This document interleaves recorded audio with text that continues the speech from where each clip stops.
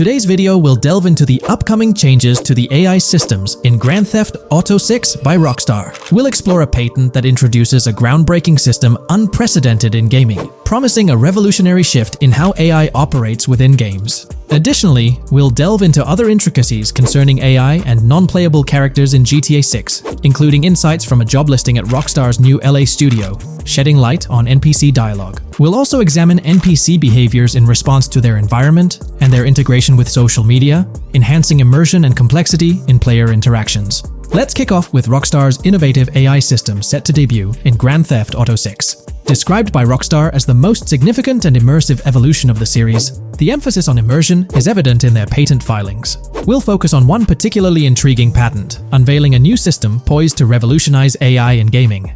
Considering Rockstar's commitment to delivering the most immersive experience yet, it's evident that NPCs and AI will play pivotal roles. This patent specifically pertains to animations in GTA 6, aptly named System and Method for Virtual Character Locomotion. Back in 2020, Rockstar Games unveiled an innovative system that will debut in GTA 6. Now, the details might sound a bit complex, but essentially, this patent outlines a fresh approach to animating characters and imbuing them with dynamic intelligence. These characters will now possess a kind of virtual brain, allowing them to react to their environment, other NPCs, weather, and even their mood, influencing their animations on the fly. Before this advancement, each character's animation had to be painstakingly recorded in a studio equipped with motion capture technology. This process involved attaching markers to actors' suits and compiling animations into what's called an animation tree. This method was resource-intensive, limiting the variety of animations Rockstar could include in their games. For instance, in GTA 5 and Red Dead Redemption 2, each NPC had its own animation tree, containing all their actions. Animation trees essentially stack animations, blending them together seamlessly and transitioning between them based on player input and in-game conditions. Additionally, motion matching, a feature seen in GTA 5 and RDR2, automatically selects animations based on player actions and the surrounding environment. This results in fluid and lifelike character movements, such as running while shooting, creating a more immersive experience for players. With GTA 6, Rockstar introduces an innovative system designed to optimize resources and streamline animation data. This approach allows for more content within the game while offering a broader array of animations. It shares similarities with motion matching but diverges in its utilization of a new framework. Rather than relying on conventional animation trees, character animations will be predominantly data-driven, adapting dynamically to environmental cues. These animations will be categorized into distinct motion types, representing unique character styles. Each character will possess a designated motion type, enhancing the depth and realism of their movements. As an illustration, let's consider various states such as tired, injured, and normal, each corresponding to a set of animations. Additionally, every character will possess their own blackboard, a virtual representation of their current state and surroundings.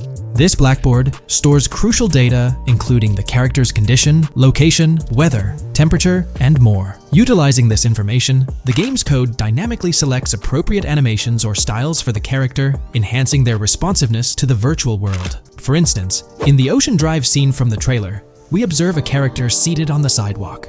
As a group of NPCs pass by, he attentively observes them, reacting accordingly to their presence. With this system, the gameplay experience is poised to become even more immersive.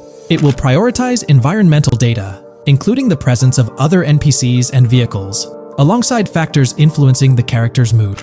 Consequently, NPCs will exhibit previously unseen levels of reactivity, shifting focus to a noteworthy job listing from Rockstar's recruitment opportunities. Last year, Rockstar opened a new studio in Los Angeles. From what we know, it's purely a new motion capture studio, so they have another one besides the one in New York, mainly to record NPC dialogue probably. This discovery confirms that. I checked Rockstar's careers page just now, and there's a job offer at Rockstar LA for Associate Writer Pedestrian and Ambient Dialogue.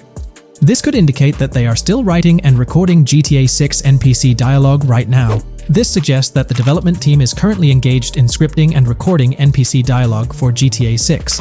You can find the specific responsibilities outlined in the job description provided. It says, write funny, character-driven, and unique dialogue for our ambient population. Work with key stakeholders to understand and support the technical requirements for player-led, dialogue-based interactions with our ambient population. Provide exciting dialogue that works within the strict constraints of a complex game system. Undertake self-motivated research and leverage that research to enrich your writing. understand and match the tone of our games. This underscores the commitment of Rockstar to ensuring that GTA 6 remains true to its franchise roots. Aligning NPC dialogue with the established GTA universe bodes well for the game's authenticity. Shifting gears to another aspect related to NPCs, let's delve into how they'll integrate with social media. Not only will NPCs exhibit more lifelike behaviors and interactions with their surroundings, but they'll also engage with social media platforms, a novel addition to Grand Theft Auto 6. Here's a rundown of the phones observed. NPCs will be equipped with various phone models, as evident from both images and the trailer. Notably, NPCs will actively engage with their phones, which boast fully functional cameras and displays, an improvement over GTA V. For instance, in a scene from the trailer set on Ocean Drive, an NPC can be observed capturing photos or videos with their phone. The displayed imagery accurately reflects the NPC's point of view, suggesting the possibility for NPCs to record and share in-game content on the virtual social media platforms. Let's delve into an intriguing Reddit post that delves into this aspect further. Here's why NPC-recorded TikToks aren't as far-fetched as you think. A common speculation point I see on this subreddit is the potential for NPC-recorded TikToks for the game's social media that was teased in the trailer, like someone filming you commit a crime and you later seeing that post online. Many have dismissed this as far-fetched in terms of development complexity, but I wanted to discuss why it's plausible. Firstly, I think we've already seen a system that could serve as a base for building a TikTok-like system, the Instant Replay, Rockstar editor from GTA 5. Given this game is more of a sandbox with physics rather than a competitive shooter, where replay systems are typically seen, it's even more impressive to consider this system in GTA 5. It accurately records and replays events just as they happened, with every car, ragdoll, etc., moving just as it did originally in the moment. The tech behind this isn't actually recording like a camera and replaying, it's really just recreating it, which again makes it impressive how much time Rockstar put into it, making it accurate. To me, this feels like what could be used as a base for a system where NPCs record their own videos from their perspective. This next thing is something I could have sworn I remember hearing long ago, but can't seem to find, and was hoping someone on here remembers too. Back before GTA 5's launch, there were details revealed through various interviews, magazines, etc., and I remember hearing or reading something about being able to watch your own crimes on Weasel News on the TV. This obviously didn't end up in the game, but there is a slight remnant of it in GTA Online. Am I the only one who remembers this being mentioned for single player though? Maybe my mind is playing tricks on me. Anyways, this last point is actually from the trailer, at the 0:33 mark. In this scene, we see a lot of NPCs hanging out on a busy street, and one NPC in particular recording on his phone. As we know, Rockstar's trailers are always all-in-engine, no CGI cinematics, so I think it's worth noting that it looks as if his screen is accurately showing what he's looking at. My screenshot is zoomed in, but if you got hat mark on the trailer, you can see it matches up to what he's looking up at. Could this be a hint towards said system, or just a nice detail? Rockstar has a reputation for delivering what they showcase in their trailers, often exceeding expectations. Their dedication to enhancing NPC interactions in GTA 6 underscores their commitment to creating a vibrant and authentic game world. I'm curious to hear your thoughts on these developments. Feel free to share your opinions in the comments below. Hey there, great news for GTA fans. GTA 6 is making some big changes to the series. We've got a load of interesting info about the game that you should definitely hear about. Just a heads up, the details we've got are from leaked online footage, but sorry, no links or showing it. Still, loads of cool stuff to share, like new animals, AI changes, RPG elements, and more. Let's dive in. Fact 1, interactions with NPCs are getting way cooler. You'll have choices like threatening, robbing, shooting, or restraining them. Some missions will even have gesture-based actions, like Red Dead Redemption 2. Car damage is more realistic, and the insides are crazy detailed, with working dashboards. Fact 2. Let's talk weapons. GTA 6 is changing things up, taking a page from Red Dead Redemption 2. Instead of a big weapon wheel, you'll have slots for small firearms, melee weapons, rifles, and shotguns. No unlimited weapons, but you can drop and pick them up as you go. Fact 3. In the developmental phase, there was a sighting of Arthur Morgan's hat, though it's uncertain if this will make it to the final game. Players now have the option to surrender to the police during a robbery, which adds a thrilling twist. Police response time has been updated to feel more real, displaying a timer that varies based on the crime's severity. A murder, for instance, prompts a faster response than a robbery. The maximum wanted level is capped at 5 stars in GTA 6,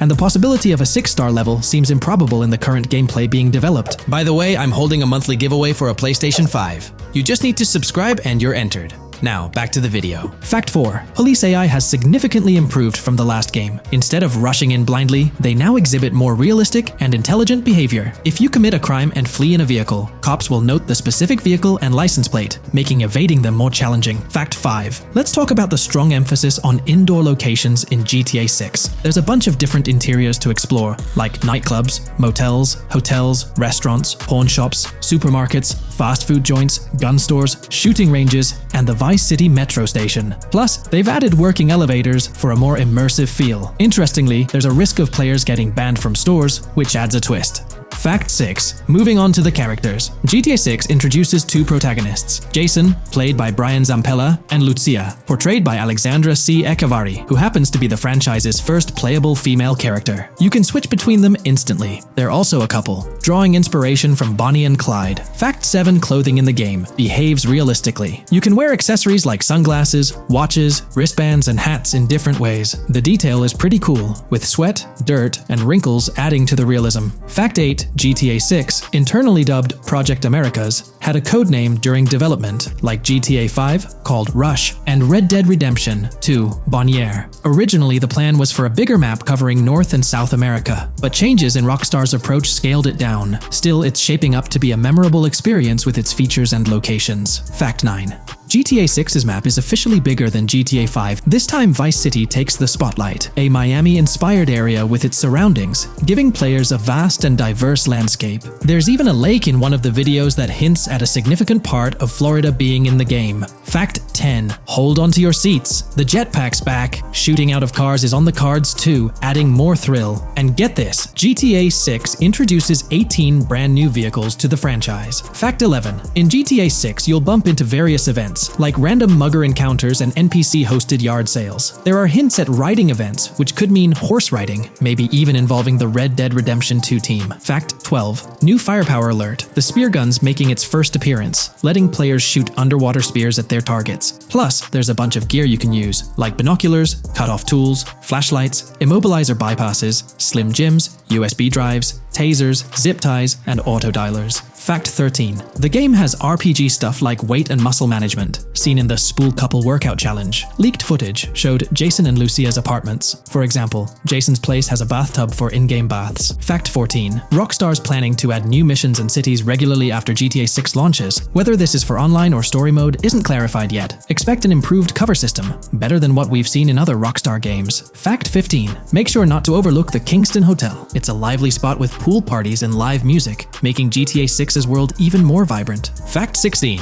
GTA 6 gets more interactive with working CCTV cameras that you can wreck. Be wary of cop traps, spots where cops wait to nab you, and be prepared for intense moments with dirty cop shakedown events. Fact 17. As part of the immersive feel, the game includes DUI sobriety tests, but it's unclear if they're for the player character or random NPCs. Rockstar's focus on detail shines, even with fully working gumball machines in the game. Fact 18. The gunplay in GTA 6 resembles what we've seen in Red Dead Redemption 2 and Max Payne 3. It might be worth giving those games a shot before GTA 6 comes out, if you haven't already. And activities? GTA 6 is loaded with options, from fishing and crazy golf to basketball, football, and soccer. There are gyms to work out in, a yacht club, and even a racetrack. Fact 19. Get ready for a modern-day setting, post-GTA 5 events. The game is meticulously detailed, recreating many Miami landmarks like a grand tennis court, a bustling football stadium, and a vibrant amphitheater. The map includes an airport and a functional tram system with an airport stop. And that's not all. The Florida Keys and a swampy region, the grass rivers reminiscent of the Everglades, are part of the game. Players can ride swamp boats in this area. Fact 20 weapons are diverse in GTA 6. You've got melee options like golf clubs, pool cues, crowbars, and bats, along with a range of firearms from pistols to snipers and RPGs. You can even customize how your character holds weapons. Plus, there's a bunch of throwable stuff like grenades, molotovs, and even golf balls. Fact 21.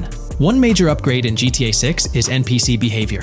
NPCs will come in different sizes and shapes, and their reactions will feel super real. If you wave a gun around, folks nearby might freak out. The game's also getting an intense injury system, including concussions. Fact 22. Next up, the amazing visuals and new features. Your character will grow facial hair naturally over time. Plus, the GTA 6 world will have a social platform called What's Up, kinda like a fun version of WhatsApp. And good news for fans, spoof versions of social media like Life Invader, Facebook, Bleeder, Twitter, and Snapmatic, Instagram are making a comeback. Fact 23. Now let's talk about our main characters, Jason and Lucia, each with their own and a shared inventory. Your inventory can carry various items like wine, soda, and fruit. Also, there's a duffel bag system for easy transportation of supplies and weapons. Fact 24. Rockstars being more cautious in storytelling, steering clear of offensive jokes, and being considerate about groups that might feel targeted. The story goes through chapters, like Red Dead Redemption 2's approach. Fact 25. GTA 6 is loaded with side activities, from backyard wrestling and racing to UFO events and beach bonfires. Small stuff matters too, like picking up cans from the ground.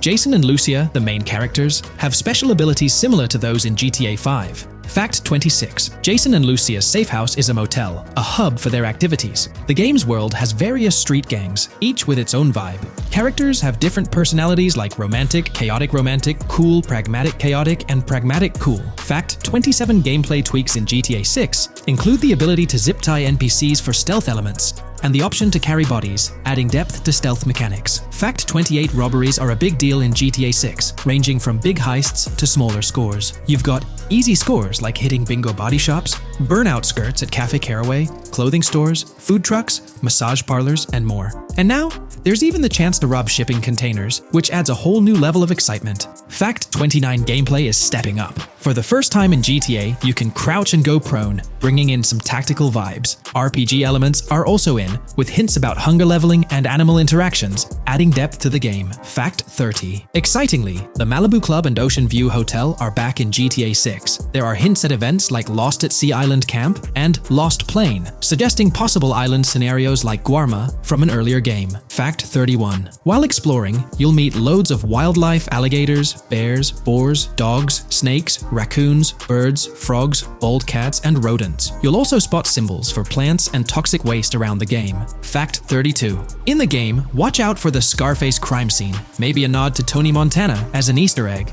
There's also a murder mystery called Missing Tourists. Plus, spots for campers are scattered around, hinting at the chance of owning a camper van later. Remember, these details are from development footage, so they might change before the final release. Still, they give us a great peek into what Rockstar's cooking up for GTA 6. We've got confirmation on 7 open-world activities that will be available in the game. Currently, these activities include dice, golf, fishing, and races. Additionally, there's a van shipment activity, and in one of the videos, you can spot the spawning location for a delivery van event. This location is near the industrial area of Port Gellhorn, and it's noteworthy that there's a warning poster about security cameras in this area, suggesting the need for caution while attempting to rob the van. Now, regarding robberies, if you've seen the leaks, you might remember the Hank's Waffles robbery, which was quite impressive. Jason and Lucia took on the challenge of robbing this massive diner. In another clip, when Jason was entering a store for a robbery, it became apparent that he possessed an ability allowing him to see through walls.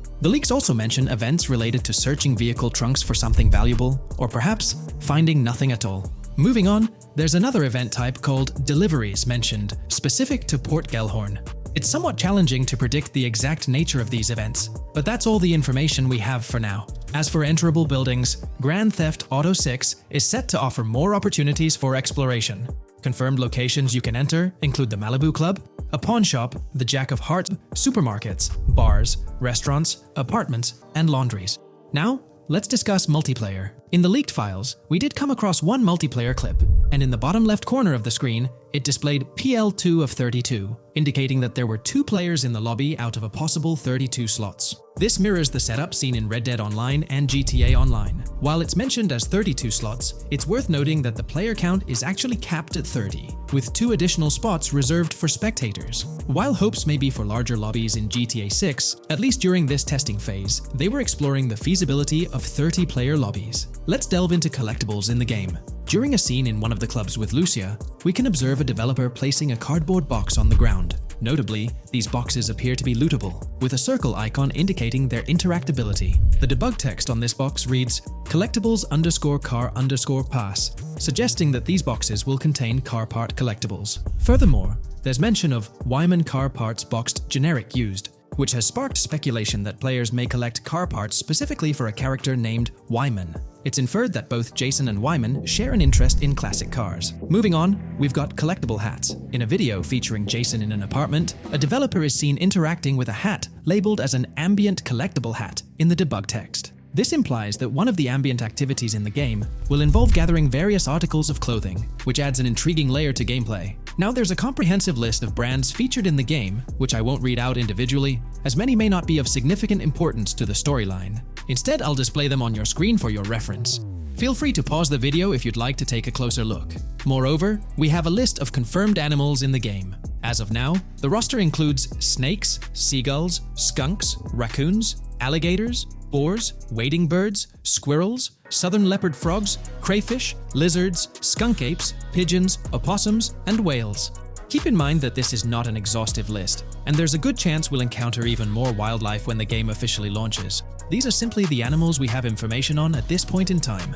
In the ongoing exploration of the forthcoming Grand Theft Auto installment, a plethora of new gameplay mechanics has come to light. These enhancements promise to augment the player experience in a variety of ways, ushering in a fresh layer of dynamism and immersion within the game world. First and foremost, players can now maneuver while ensconced in cover. This feature introduces a newfound level of flexibility during engagements, allowing for more strategic positioning in combat scenarios.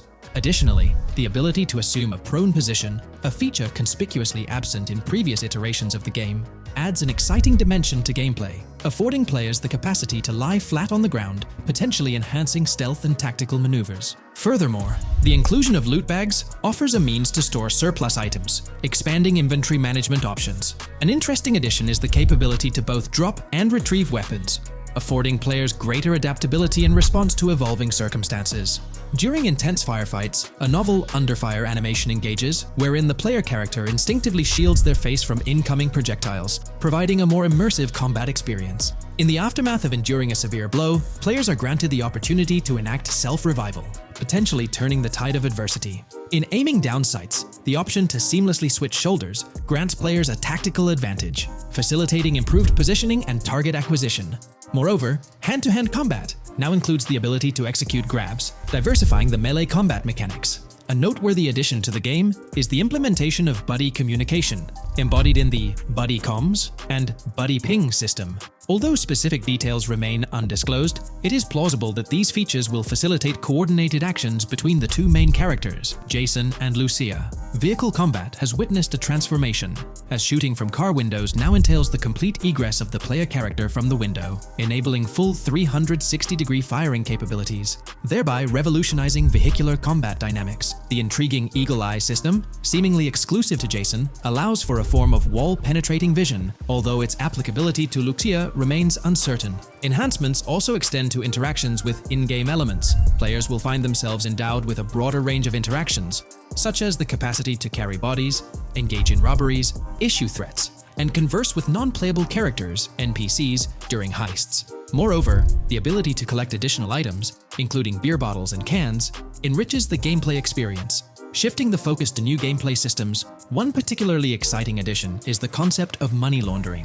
During the Hank's Waffles robbery, an icon associated with the car wash property, a washing machine adorned with a dollar sign, has been identified as indicative of money laundering. This suggests that players may have the opportunity to purchase specific types of businesses with the intent of laundering illicit funds in the single-player mode. Moreover, the inclusion of fences introduces a layer of illegal commerce within the game. These fences serve as intermediaries for players to sell illegal items, providing a means to offload contraband and potentially profit from illicit endeavors. The inclusion of hacking mechanics is confirmed to some extent in the game. Lucia is equipped with a set of intriguing tools, including a tracker jammer, immobilizer bypass, USB drive, and an auto dialer. As of now, it remains unconfirmed whether Jason will also have access to these items. Historical leaks from a few years ago hinted that Lucia would be the designated hacker, so the extent of hacking abilities for each character awaits further clarification.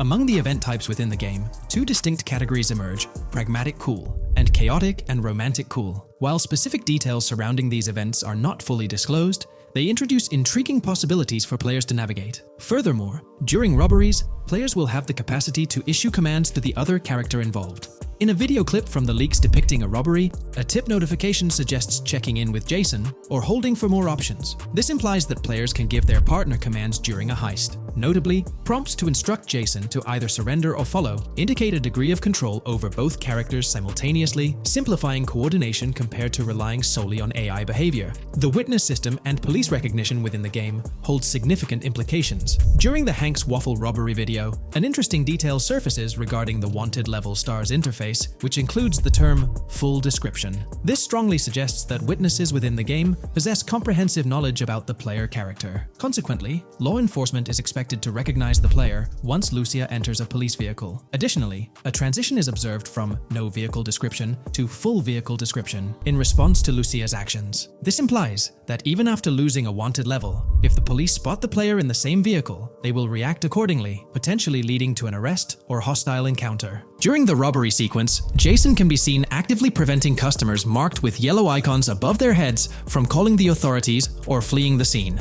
Notably, an NPC within the diner exhibits a yellow icon above her head. Following Lucia's exit from the diner, the icon begins to flicker. Subsequently, as Lucia approaches a police car surrounded by law enforcement, the icon shifts to red. The female NPC then departs from the diner, making eye contact with Lucia before hastening away. These developments underscore the sophistication of NPC interactions, presenting a notable advancement in the game's artificial intelligence systems. The prospect of item sharing between the characters Jason and Lucia is on the horizon. A notable example emerges from a video clip where Jason pilfers items from containers, opting to retain some while distributing others. This cooperative element extends to the unlocking of doors and gates, exemplified in a video featuring Jason within the Sand for Sand area, which, if you recall, is the moniker of a gang in GTA 6. In this particular clip, Jason stealthily maneuvers past a red truck, revealing a door from an import garage building bearing the descriptor "door panel locked" in its debug text. In juxtaposition, a gate within the same clip indicates "door unlocked," signifying the necessity of unlocking specific access points. Subsequently, we delve into an extensive catalog of new features, commencing with an upgraded AI system.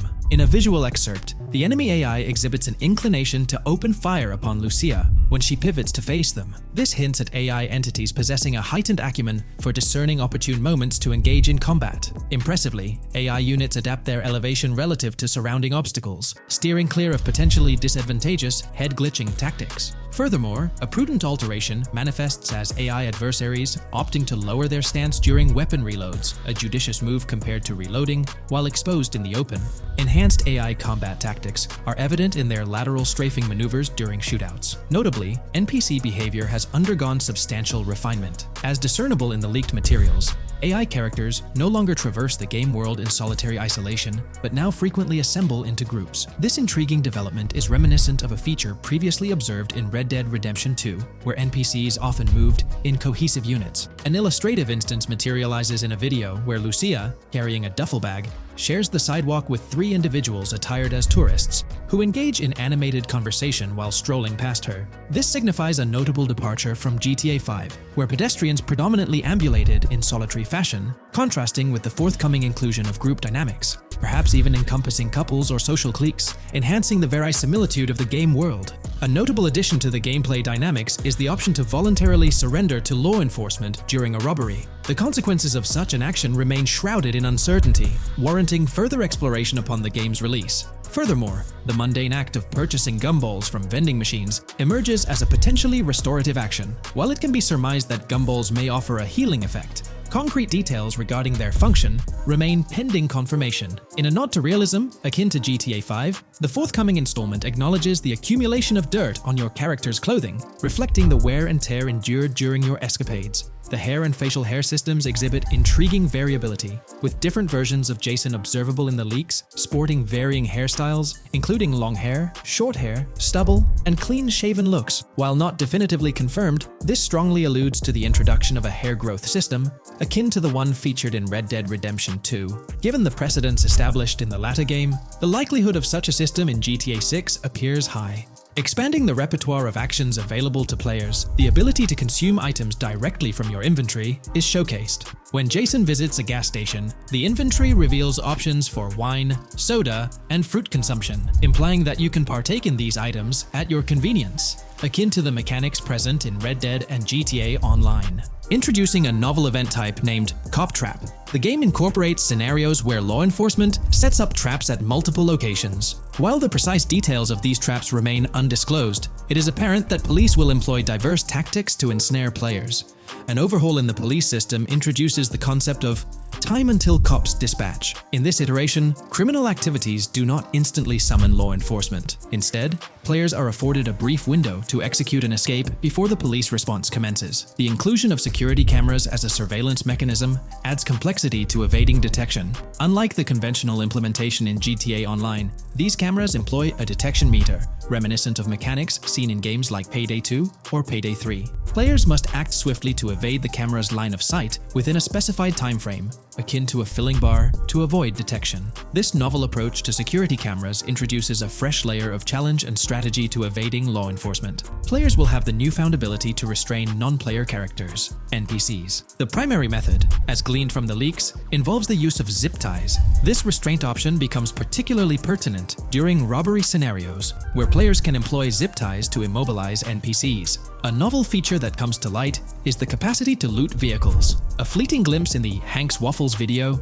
reveals a button prompt in the bottom right corner of the screen, labeled Examine SUV. This hints at the prospect of inspecting random cars and potentially engaging in vehicular theft. To make car theft more engaging, an advanced hijacking system is on the horizon. The existence of the immobilizer bypass device, previously discussed, suggests that pilfering high-end vehicles will pose a greater challenge. Additionally, an item known as the Slim Jim will facilitate unlocking older model cars.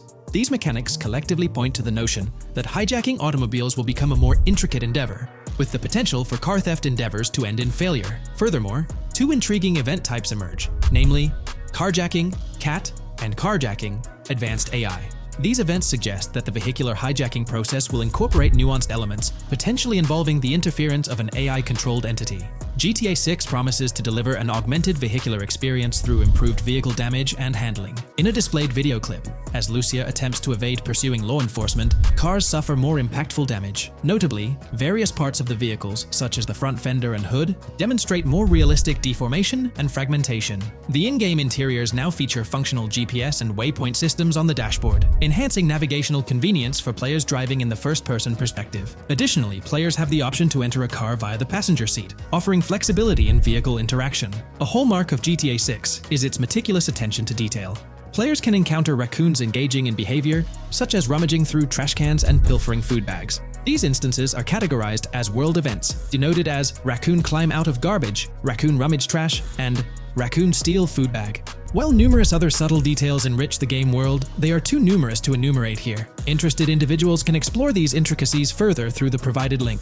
Expect a heightened level of auditory realism in GTA 6. Weapon sounds exhibit enhanced clarity and realism, with greater volume.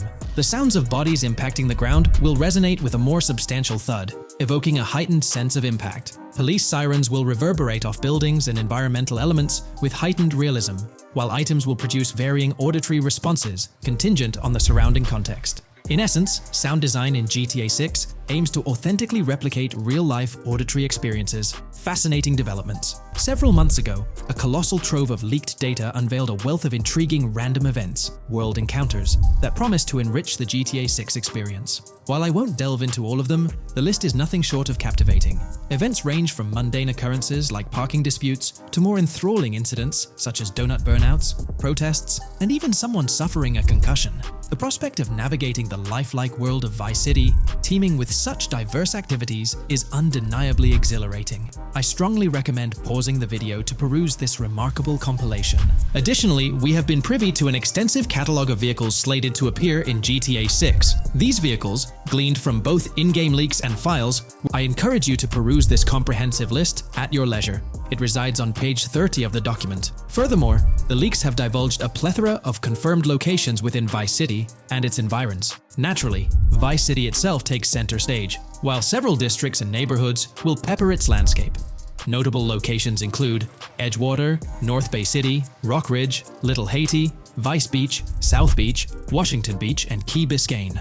Port Gellhorn, intriguingly, appears as a separate city akin to Sandy Shores or Palito Bay from previous iterations. The list extends to encompass Yorktown, Ambrosia, Sundown, the Keys, La Pearl, Red Hill, Lake Leonida, Hamlet, Stockyard, Homestead, Grass Rivers, Ekin, Fanaka, Underwater, and Relief.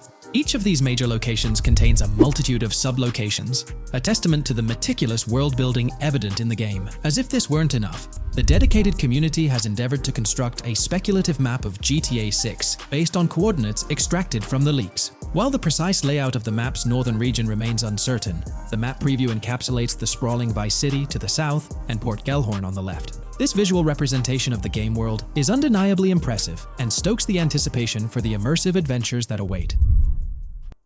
In today's GTA 6 video, we're discussing how much money Rockstar Games has made from the first trailer released back in December. We'll also cover Rockstar's plans for the next trailer and their potential strategies for cross-promoting GTA 6. There's a lot to talk about, so let's get into Rockstar's promotion tactics for GTA 6 and when we might see a second trailer.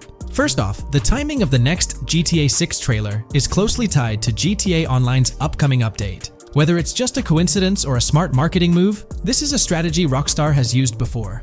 For example, they released GTA Online's Winter-December DLC a week after the first GTA 6 trailer. This timing helped make it the most viewed GTA Online trailer ever, even beating out the reveal trailer for Red Dead Redemption 2. If Rockstar decides to use the same approach, we might get some new Grand Theft Auto 6 details next week. This could be a second trailer, some screenshots, or additional information about the game. The timing would line up perfectly with the next big GTA Online update, set to drop on Tuesday, June 25th. This is confirmed because the GTA Plus event period ends the day before. By releasing new GTA 6 content a week before the update, Rockstar could generate more interest in the upcoming DLC. If for some reason we don't get a new trailer or details from Rockstar, I think they might drop more hints in this summer's GTA Online update, just like they did last summer. You might remember a specific t-shirt from that update, which actually hinted at the exact trailer date and time. It had symbols from the Zancudo basement with a cryptic message that translated to, "One day we'll reveal all." It does make you wonder if Rockstar will include some teases or cross-promotion in this update. Now that GTA 6 is officially announced, they might do something similar to a few years ago with GTA Online and Red Dead Redemption 2, where treasure hunts let you unlock weapons in GTA Online and receive them in Red Dead Redemption 2 when it launched. Speaking of GTA 6 trailers, here's an interesting fact. Rockstar Games has made a ton of money from the trailer on YouTube. We've talked about this in the last couple of videos, how it leaked because someone accessed a YouTube admin panel, but you can actually use public data and analytics to see how much money Rockstar has made from that trailer. It has almost 195 million views, closing in on 200 million, which is absolutely insane. Rockstar Games has made nearly $1 million from that trailer alone. The craziest part is that even though the trailer doesn't have ads, Rockstar Games still earns money from YouTube Premium users. While this isn't a huge portion of the population, it generates revenue based on watch time. From that alone, they've nearly made $1 million. Imagine if they had actual ads on the video, they'd be making even more. But $1 million just from premium users watching it is still pretty wild. In the grand scheme, it's a small amount for Rockstar and just a drop in the bucket compared to how much they'll make when GTA 6 actually releases. Still, it's an impressive stat for a trailer that Strauss Zelnick says has repeatedly broken the internet. All this excitement around GTA 6 is also boosting their parent company, Take-Two Interactive, with a substantial jump in stock price. According to Investing.com, an article published a few days ago states, "The hotly anticipated release of the latest installment of Take-Two Interactive's mega-popular Grand Theft Auto franchise should fuel a substantial uptick in bookings and profitability at the video game maker," according to a JP Morgan analyst's note to clients. The analyst added that the gaming sector is increasingly focused on maximizing the success of proven titles, saying, "Consumer engagement and publisher resources have consolidated around the largest gaming franchises." They believe this trend favors the biggest players in the industry, with the biggest hits likely to get bigger and mid-tier games likely to struggle as competition costs increase. For this reason, investor expectations for GTA 6 are high, given the success of prior releases like GTA 5 and Red Dead Redemption 2. Analysts anticipate that GTA 6 will drive a significant increase in bookings and profitability for Take-Two and potentially boost its valuation. They reiterated their overweight rating for Take-Two and raised their December 2024 price target from $180 to $200. All this is great news for the gaming industry. Confidence in Grand Theft Auto 6 and Take-Two Interactive is growing, both among industry insiders and on Wall Street. It's just positive news all around. On another note, I initially thought GTA 6 would dominate the scene in 2025, causing other developers and publishers to steer clear, but that's not the case. Recently, at the Xbox Games Showcase, several amazing titles were announced, some set for 2024 like Call of Duty Black Ops 6 and Assassin's Creed Shadows. Interestingly, many other titles are now slated for 2025, meaning they'll be directly competing with GTA 6. Let's go over some of those anticipated titles. We've got some major hits like Doom, The Dark Ages, Death Stranding 2, Monster Hunter Wilds, Little Nightmares 3, Fable, Judas, the new Switch 2, and its launch games Expedition 33, Ghost of Tsushima 2, Civilization 7, Atom Falls, Spider-Man, Venom, and many more. And we haven't even seen Nintendo's lineup yet, which we'll find out at Nintendo Direct. There could also be surprise contenders like another Naughty Dog game. 2025 is shaping up to be an incredible year for gaming, possibly the best ever. And of course, GTA 6 will be a major highlight if Rockstar sticks to the fall 2025 release date. I'm confident they will, especially after that internal delay. This way, they avoid a public delay, which would have happened if they initially aimed for early 2025 and then had to push it back. One thing I'd love to hear from Rockstar next is when we can pre-order the game and get a more specific release date. I'm really looking forward to when the marketing period kicks off. I'd love to hear your thoughts on everything we discussed today. Do you think we'll get new GTA 6 trailers, info, or details from Rockstar soon? Let me know in the comments below. In today's video, we're delving into the character creation aspect of Grand Theft Auto 6 and exploring how in-game NPCs will be generated. We'll take a look at a recent patent filed by T2 Interactive, the parent company of Rockstar Games, which sheds light on the character creation process within the world of GTA 6. The patent reveals details about a new system developed by Rockstar Games, designed to streamline character creation and leverage the capabilities of current generation consoles more effectively.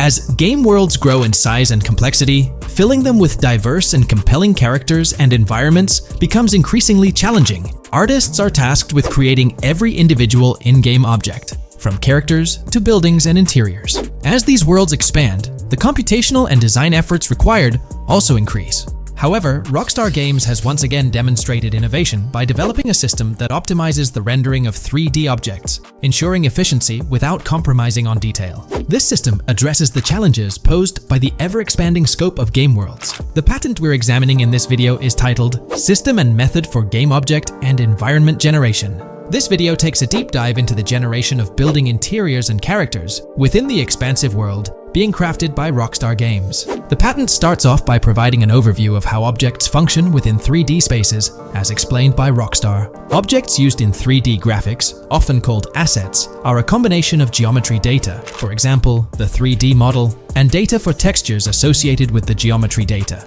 An asset may be formed of one object, or it may be a composite object made from a combination of objects. The objects that form a composite object may in different contexts be used as independent assets unrelated to the composite object, or they may always be used as a subset of a larger object. They've provided an intro to how 3D objects function in games, aiming to help us grasp the workings of their latest invention. Persons of skill in the art will recognize that many different sorts of assets, such as vehicles, can be made from collections of subcomponents. For example, one aspect of the game might require a room, say a dining room. That entire dining room could be considered one game asset, but it will likely be created from several other assets, such as a table, chairs, dishes, glasses, wallpaper, flooring, etc. The glasses and chairs are independent of the larger dining room asset. As another example, a virtual person in the game, such a background character in a scene, would also be an asset.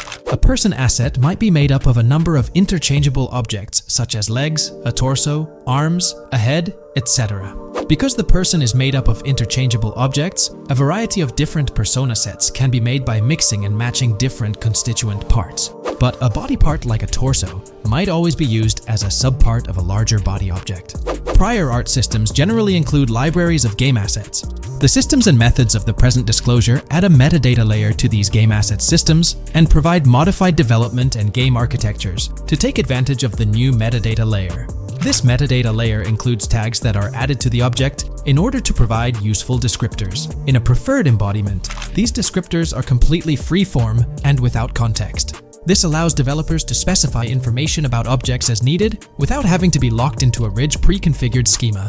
Rockstar's new system introduces an additional metadata layer. and utilizes tags for enhanced functionality. In the next section, they provide examples illustrating how this tagging system will operate. For instance, characters and virtual beings within the game world will be assigned tags like skinny, chubby, average, attractive, ugly, young, old, and so on. They explain that this tagging system won't just apply to the 3D models or textures alone, but to the entire object package, which includes the model and its associated textures. Essentially, every aspect of a particular character will be tagged. For example, skin textures for elderly characters will be tagged as old, while arms and torsos for heavier characters will be tagged as chubby. They also list other tag examples provided by Rockstar, such as sporty, hipster, emo, preppy, nerdy, luxury, basic, new, worn out, business, and formal. Moreover, each component can have its own tag, and there can even be collections of assets with tags. Furthermore, they explain that all these assets can be stored on servers for easy developer access via an application programming interface (API).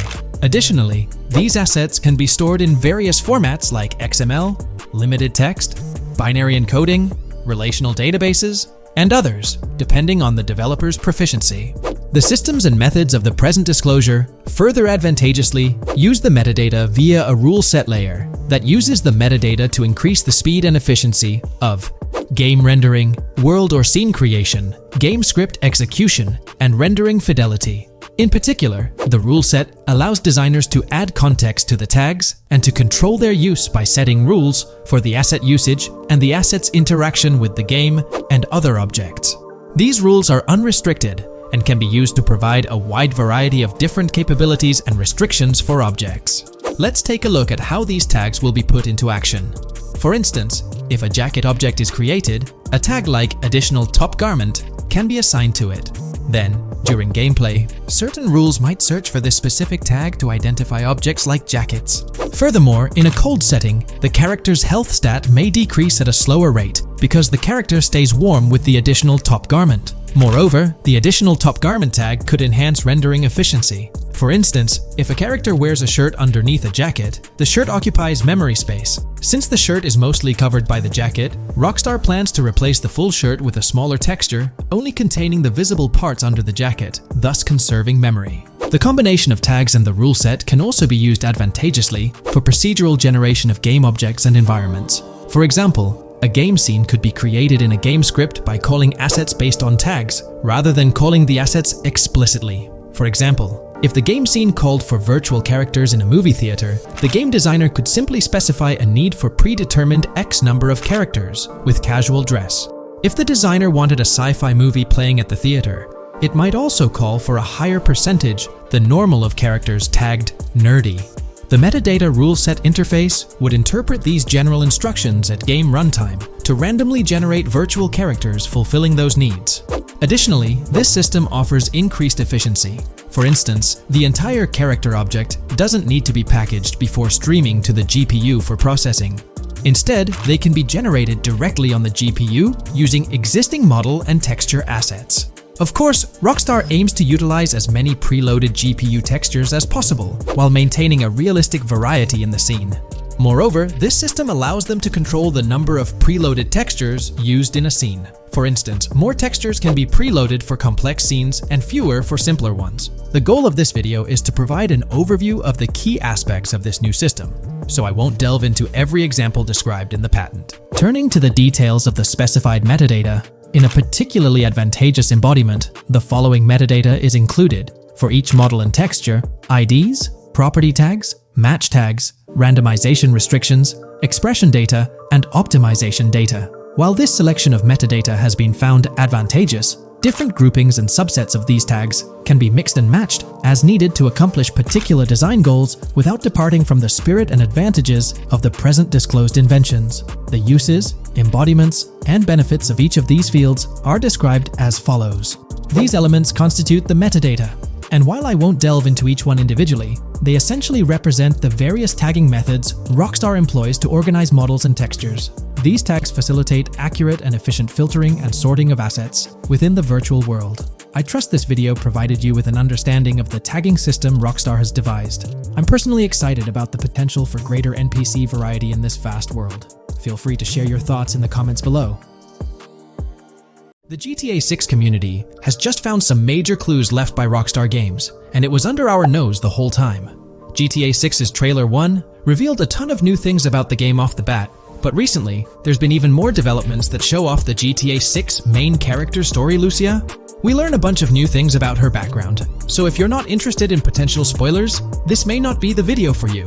This information is directly from Rockstar Games, so this is the real deal. So getting into the details of Lucia's jail cell, let's focus on those newspaper clippings. I'll do my best to zoom in and enhance the image, but there are two distinct white clippings with black text. One of them appears to have a portrait, and I can only speculate that it might resemble a modern-day wanted poster. This could be showcasing the story of Lucia's alleged crime, accompanied by an image like a visual representation of what she's accused of. It's almost akin to a wanted picture that you'd find in a newspaper.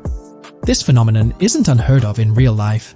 When people do something noteworthy or newsworthy, it's not uncommon for them to keep a record of it, like an article, and put it up on their wall as a sort of memento. It's like a snapshot of a moment in their life, even if it involves legal trouble. So Lucia might be preserving this particular newspaper clipping as a piece of her history, whether it's for sentimental reasons or perhaps as a reminder of the circumstances that led to her incarceration. Now let's broaden the scope a bit and draw comparisons to previous GTA protagonists. Take Michael DeSanta, for instance. His mansion has family photos on the walls. Franklin Clinton's house features similar personal touches. Even Trevor Phillips, in his trailer, has pictures that tell a story about his life. It's not just confined to the HD era. Even in the 3D era games, characters had their own way of leaving traces of their lives in their living spaces. This inclination to personalized living spaces is fascinating. In Lucia's case, the jail cell is an unexpected canvas for her personal story. It makes you wonder about her background, the choices she made, and the events that led her to that cell. Exploring these details could give us a deeper understanding of who she is and why she's in the predicament we find her in.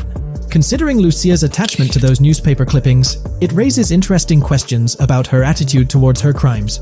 Perhaps she finds a sense of pride, or even enjoys the bit of notoriety or fame she's garnered from her actions. Keeping those clippings might be her way of cherishing the attention or recognition she's received. The prospect of spending a substantial amount of time in prison also suggests that it could involve more than just a brief cutscene, but potentially a series of missions within the jail environment.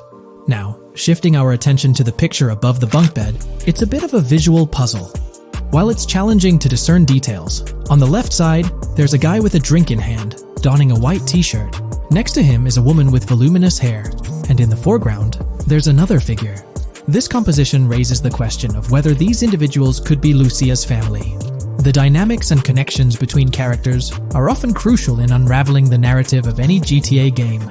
Acknowledging my limited knowledge about jail life, it's uncertain whether inmates generally have the privilege of keeping photographs with them as mementos. However, in this specific scenario, it appears that Lucia can. This might imply that the prison depicted isn't a maximum security facility, given the freedom for inmates to keep personal items.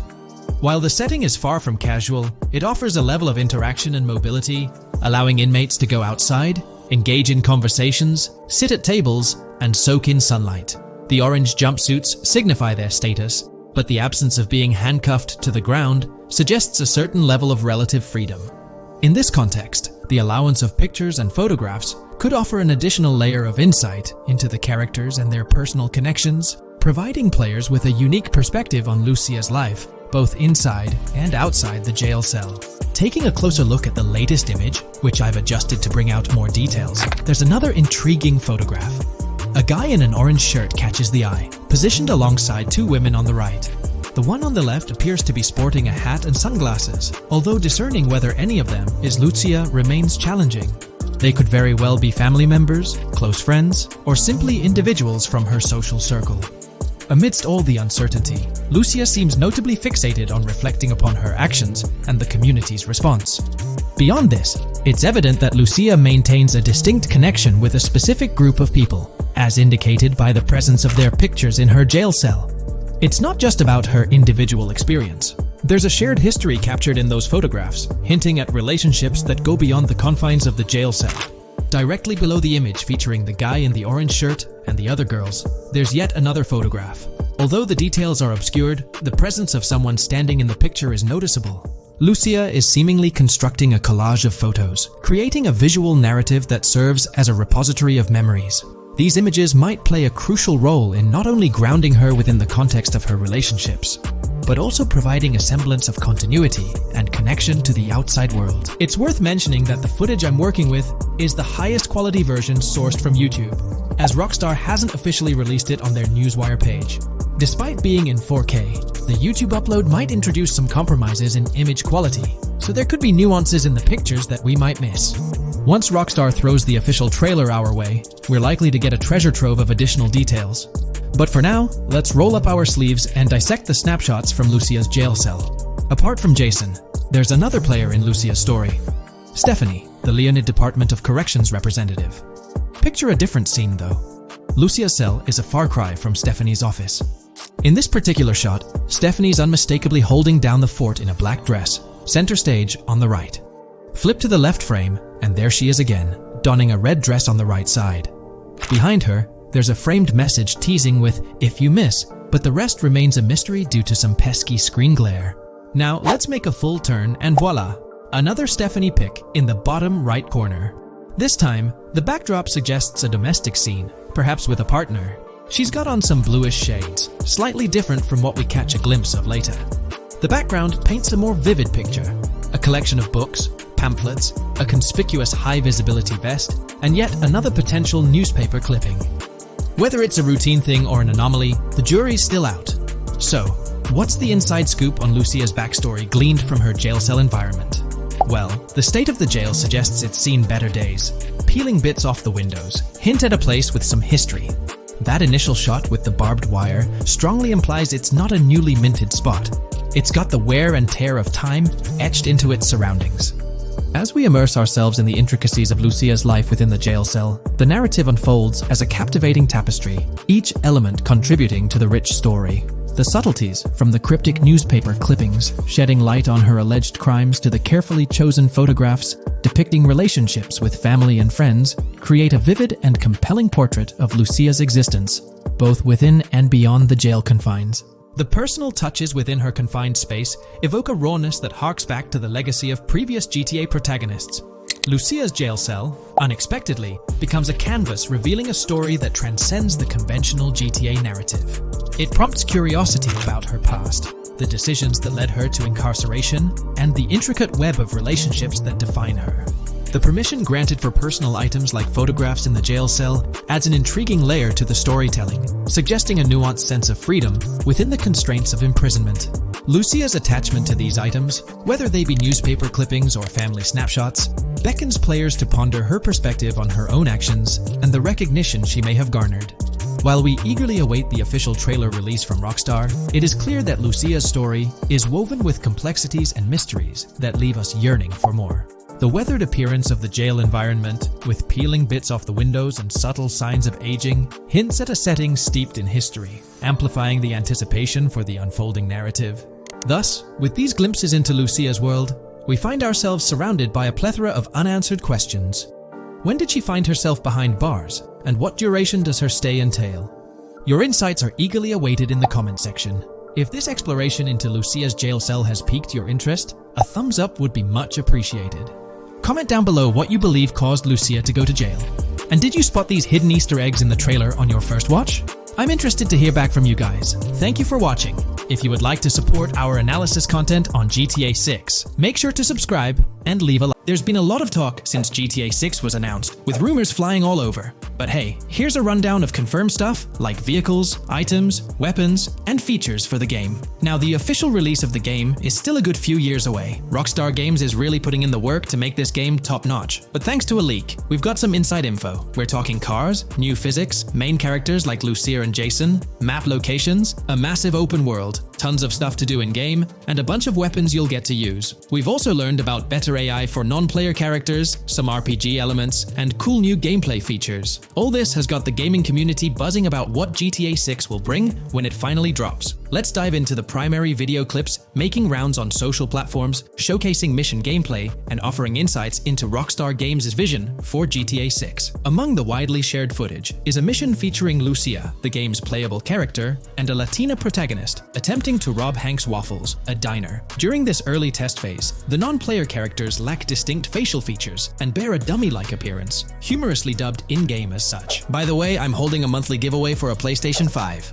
You just need to subscribe and you're entered. Now, back to the video. The NPC's responses are influenced by Lucia's aggressive actions, with various animations depicting the fear evoked by the robbery, akin to the dynamic NPC reactions seen in Red Dead Redemption 2. In the diner heist, Lucia has the option to aim her handgun at a hostage, providing players the choice to either rob or engage in hand-to-hand combat. Managing the hostage adds depth to criminal activities in the game. Jason, the white male protagonist, is also involved in the robbery, allowing players to interact with both characters during the encounter. Jason urges Lucia to act swiftly and escape without a trace, hinting at a relationship reminiscent of Bonnie and Clyde, aligning with previous leaks regarding the game's storyline. The character's appearance bears similarities to actors Eva Mendes and Ryan Gosling from The Place Beyond the Pines, though it remains uncertain if the narrative will mirror the movie's plot. Lucia and Jason appear to be in their late 20s, and the game incorporates a character-switching mechanism seamlessly activated through the controller's D-pad. As the police arrive, Lucia can menace another hostage, leading to a showdown with law enforcement outside. The intricate design of the outdoor area suggests a setting modeled after northern Florida, characterized by lush vegetation.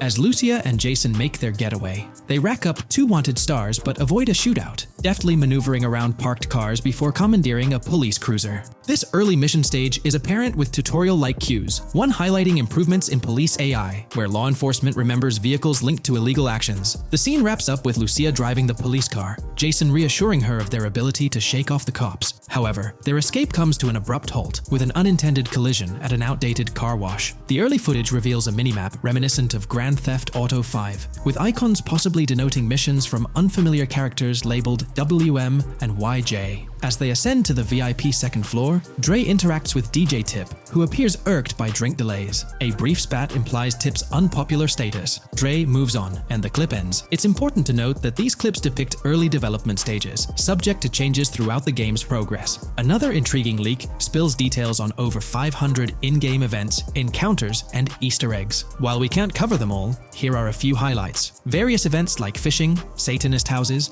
backyard wrestling rings, and big cat mansions offer diverse experiences within the game's universe. There's talk of missing tourists, yard sales offering new clothes, an event resembling insurance fraud from Saints Row, a mysterious voice in a storm drain, potentially a nod to Pennywise, a multi-location Bonnie and Clyde mystery, and a workout challenge hinting at the return of fitness activities. Additionally, within Grand Theft Auto 6, players can stumble upon an island camp, DUI tests, UFO sightings, an animal house, a swamp safari, and the prospect of crazy golf gameplay. Based on insights gathered from the GTA forums, GTA 6's open world is estimated to be at least 2.5 times larger than GTA 5, providing players with a vast and immersive environment to explore. The game draws inspiration from the successful approach seen in Red Dead Redemption 2, promising a meticulously crafted open world with captivating mysteries that elevate the gaming experience. GTA 6's development footage showcases recognizable real-life locations from Florida, such as the Homestead Miami Speedway, reimagined as the Port Gellhorn Racetrack, along with places like Portofino Tower, Sombrero Key Light, Solar Amphitheater Bayfront Park, and Lone Depot Park. Moreover, the inclusion of the 1000 Museum, a high-rise residential condominium in Miami, demonstrates Rockstar's dedication to detail. A metro map mirroring Miami's real version adds to the immersive nature of the game world. The presence of lush grasslands and vegetation hints at potential expansion into Georgia, although this aspect remains speculative until officially confirmed. The Miami Beach Police Department's resemblance to the Vice City Neighborhood Police Station shows how Rockstar brings creativity into their world designs. Of course, with any early info, we're waiting for official confirmations to see how these elements fit into the final game. Until then, the mystery around Grand Theft Auto 6 will definitely keep fans excited for its release. Now, let's take a look at the primary locations featured in GTA 6. Ambrosia comprises Ambrosia Farms and the Tarmac. Bayside Copperhead, the Everglades or Grass Rivers, Fairyland, and Fairyland Forest offer distinct settings. The Keys region includes East Key, Low Key, and additional spots like a garage, gas station, and liquor store. Lake Okeechobee encompasses a motel, prison, and racetrack, while Little Haiti, North Beach, and North Miami feature establishments such as gas stations, hideouts, and liquor stores. Port Gellhorn distinguishes itself with detailed spots like an abandoned building, basketball court, beach, bingo hall, bowling alley, car wash, fishing store, fruit stand, gas station, motel, pawn shop, police station, quick shop, raceway, soccer field, and more. Red Hill showcases a forest, South Beach offers a boardwalk, gym, hotel, ocean drive, and park, while South Miami Sundown includes a beach and tarmac. Vice Beach encompasses Vice City suburbs and Washington Beach. Miscellaneous locations such as an abandoned hotel, observatory, Fountain of Youth, homeless community, Malibu Club, Monument of Leonida, Redneck Yacht Club, Spaceship House, Underwater Research Facility, and Dinosaur World enrich the gaming world. Recent leaks from this week strongly suggest that Alexandra Christina Echevarri might be the voice behind Lucia in Grand Theft Auto 6. Her voice in a demo reel closely matches the leaked clips of Lucia's dialogues, hinting at her likely portrayal of the character. Throughout this breakdown, we've covered loads of info about Grand Theft Auto 6, diving into different aspects of the game. It was important to cover everything we know about the game so far, and while we're eagerly waiting for it, it might still be a couple of years before we get our hands on it. Let's kick off by highlighting some cool discoveries from the leaked clips, focusing on new features and gameplay details revealed. In one scene, Jason and his pals are chilling by an in-ground pool in a modest neighborhood, cracking jokes about a parody of social media called Life Invader. Their banter brings in playful references to Jay Norris's demise, showcasing that classic Grand Theft Auto humor fans love. Lucia and Jason are shown in animation tests doing different actions like jogging, stopping, and ducking to avoid gunfire. Rockstars developers also tested vehicle crash physics on an overpass. The highway signs on Interstate 97 mention North Beaches and Lake Leonida, with the current exit leading to Washington Beach. In another interesting scene, Jason finds a shipping container filled with stacks of cash and a motorbike. Various development clips reveal tweaks being made to a vehicle's interior, hinting at potential new designs or customization options for players. Throughout the clips, interactions with NPCs in the open world are demonstrated, including characters taking selfies, which adds depth to the game's environment and immersion.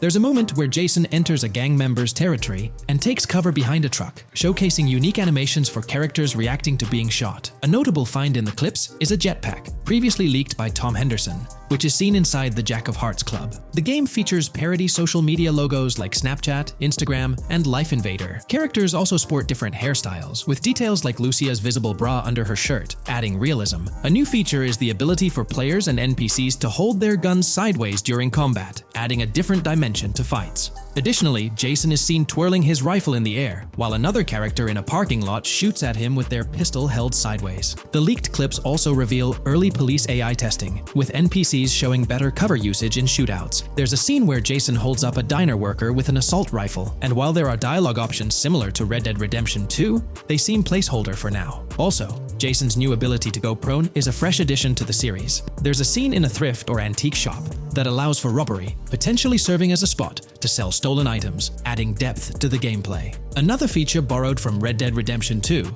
is the ability to pick up and carry bodies, which adds complexity to gameplay. Red Dead Redemption 2's influence can be seen in several other aspects of this game too. The game brings in several RPG elements, like managing food, drinks, sweat, fatigue, and even taming animals, giving players a deeper gameplay experience. References to mountain bike ramps and city bike rentals promise enjoyable cycling activities. The leaked clips mention a bunch of weapons, from firearms like pistols, shotguns, and rifles, to unusual ones like golf clubs, baseball bats, and crowbars. Players can also use equipment such as flashlights, binoculars, lockpicks, and more. Additionally, players can stay in motels and hotels, with the Kington Hotel being one of the options. There's even a pool party with live music for players to check out. References to the Everglades and wildlife like alligators, snakes, raccoons, and birds suggest diverse environments to explore. The weapon wheel system, similar to Red Dead Redemption 2, limits the number of weapons and items players can carry. Lucia can carry a loot bag, possibly used for robberies or stealing from different places. The inventory system allows players to carry health kits and other items for temporary boosts, and Jason can pick up and drop weapons from his inventory. The clips hint at animations like overdose, suggesting unique actions or events in the game. There are indications of horses and horse riding mechanics,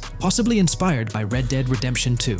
The open world is full of accessible places, including motels, metro stations, restaurants, pawn shops, and supermarkets. Little details like grabbing a gumball from a quick shop machine add to the overall vibe. A cool feature is the ability to shoot while swimming, adding a new layer to combat situations. All these diverse and interesting elements together promise an immersive and fun gaming experience in Grand Theft Auto 6. 6. Let's dive into the cars of GTA 6. Shout out to the GTA forums for putting together this info. You can find links below to join the discussions. There's a bunch of confirmed vehicles. We're talking the Blista Compact, Ocelot Locust, and a car that looks like an early 90s Buick Skylark. Then there are some new cars without official names, like a 90s Chevy Caprice, a Chevy Malibu from 2016 onwards, a Chevy Sonic, and a Honda Accord from 2018 to 2022. And you know how Rockstar rolls, they'll give these cars their own funny names like they always do. There's more on the list too. Albany Primo, Benefactor Shafter LWB, a mix of Ford Explorer and Tahoe from the 90s or 2000s, a Toyota RAV4 from 2018 onwards, with a mix of Lexus NX style, and a Mercedes Grill, Pegassi Tauros, a 1980s Jeep CJA Scrambler, a 5th Gen F150, a G20 conversion van, a Brute Camper, Vapid Speedo, HV Mixer, Metro Mover, D-Class Sheriff SUV, Mobatsu Sanchez Livery, Nagasaki Street Blazer, a 1970s Ford Ranchero, a 1971 Buick Estate, an Albany Emperor, D-Class Turbo Sabre, Yoga Classic, the Contender, and Sadler. Moreover, gamers can anticipate a range of vehicles in Grand Theft Auto 6, including the Slam Van Pickup, Bobcat XL, an updated Regina, Alpha, Gauntlet Classic, Moonbeam Helion, Boxville Go Postal, an unidentified Albany vehicle drawing inspiration from a 1959-60 Cadillac, a Rebel, an unknown Asian sedan, a Ferrazzi or Feroci, Baller, Novak, Buffalo STX, Alpha and Feudo, a Benson NF 890, Buffalo without a sports bumper, and the Stanier and Landstalker. This extensive lineup promises an immersive and varied driving experience for players within the game. What's got you hyped about this game? Share your thoughts in the comments below.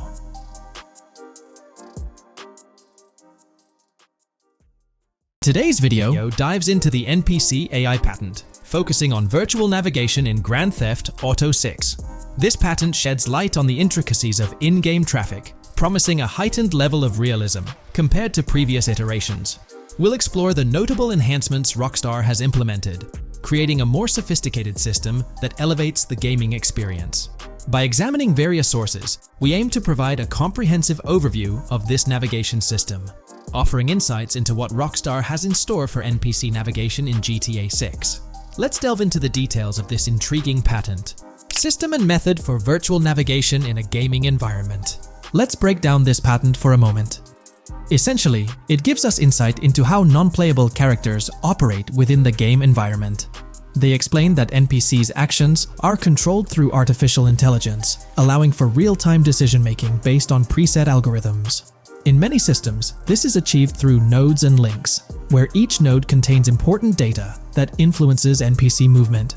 For example, in a game involving vehicles, this data could include factors like vehicle speed, lane width, road type, and number of lanes. Now, these nodes are essentially waypoints that NPCs follow to navigate from one point to another.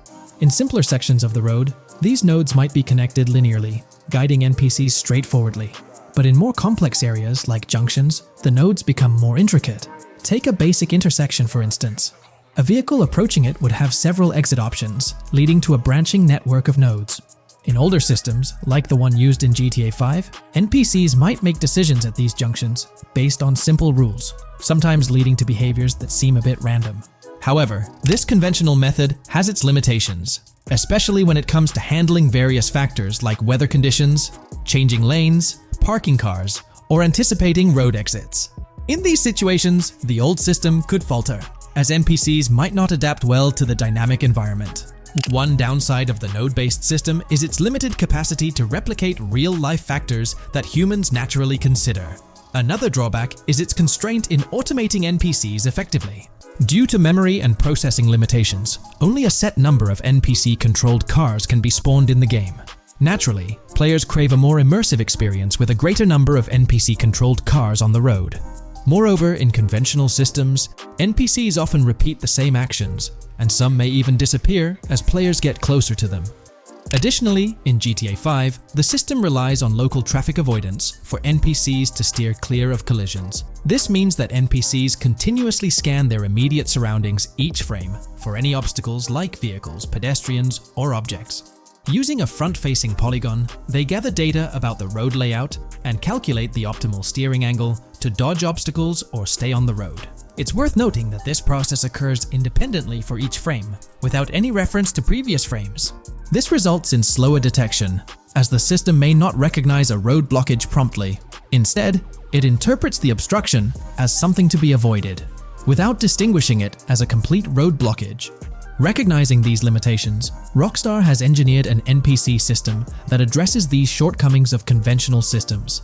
This advanced system efficiently manages NPC nodes and node graphs, yielding optimal outcomes while circumventing hardware and software constraints. NPCs in this system demonstrate heightened spatial awareness and adaptability, capable of altering routes based on real-time data from the environment. Moreover, this innovative system synergizes with the tagging mechanism discussed in earlier discussions. Through node analysis, the system identifies tags, such as indicating a road leads to a junction unsuitable for large vehicles. Consequently, large vehicles are deterred from entering. Furthermore, NPCs within this system consider various attributes of vehicle types, models, including speed restrictions, acceleration and braking capabilities, top speeds, cornering abilities, and vehicle size. NPCs will consider a plethora of data from their surroundings, leading to heightened situational awareness. Video games are populated by NPCs who are able to make real-time decisions based on their environment. Games use a specific system for NPCs to traverse the game world. However, this system is very limited, and thus the decisions NPCs can make are very limited as well. NPCs in vehicles only consider their close vicinity, but nothing else. Also, to avoid collisions, NPCs only consider the last generated frame and base their reaction on that. No prior frames are considered. Rockstar has invented a new system which aims to fix these issues and make NPCs more intelligent, and thus make the game world feel more realistic. NPCs can now consider factors like traffic, as well as account for changing lanes when parking cars, anticipating a road exit, weather conditions, and the like. There are more than a predetermined number of NPC-controlled cars in the game now for a realistic experience for the player. Vehicles can now plan accordingly in case there is any type of road blockage. This also applies to police cars being able to navigate their way through traffic during a chase. I'd like to highlight another breakdown of the patent, which dates back 3 years ago. Let's delve into it. Takeaway from yesterday's patent post. I've read over the patent post from yesterday, and I noticed a lot of people missed the most exciting information in it. I'll sum it up in non-technical language. It's essentially a method to improve vehicle AL when driving currently. When NPCs drive on the road, they can sense a few cars around them to determine crashes or other things to drive around. This is dumb AL, as it has very few factors to take into account, and requires a lot of computational resources. This is why vehicles despawn when far away to free up the CPU. Rockstar's patent describes a system that primarily will change this and give NPCs more situational awareness. They will essentially have an objective of navigating from one location to another. Simplified, but is essential in making routines similar to RDR2, and be able to take into account other external factors. Coolest of all, NPCs will still exist when your game isn't rendering them in this implementation. Specific examples mentioned by Rockstar state they will be able to use weather conditions, traffic, and crashes to determine where to go.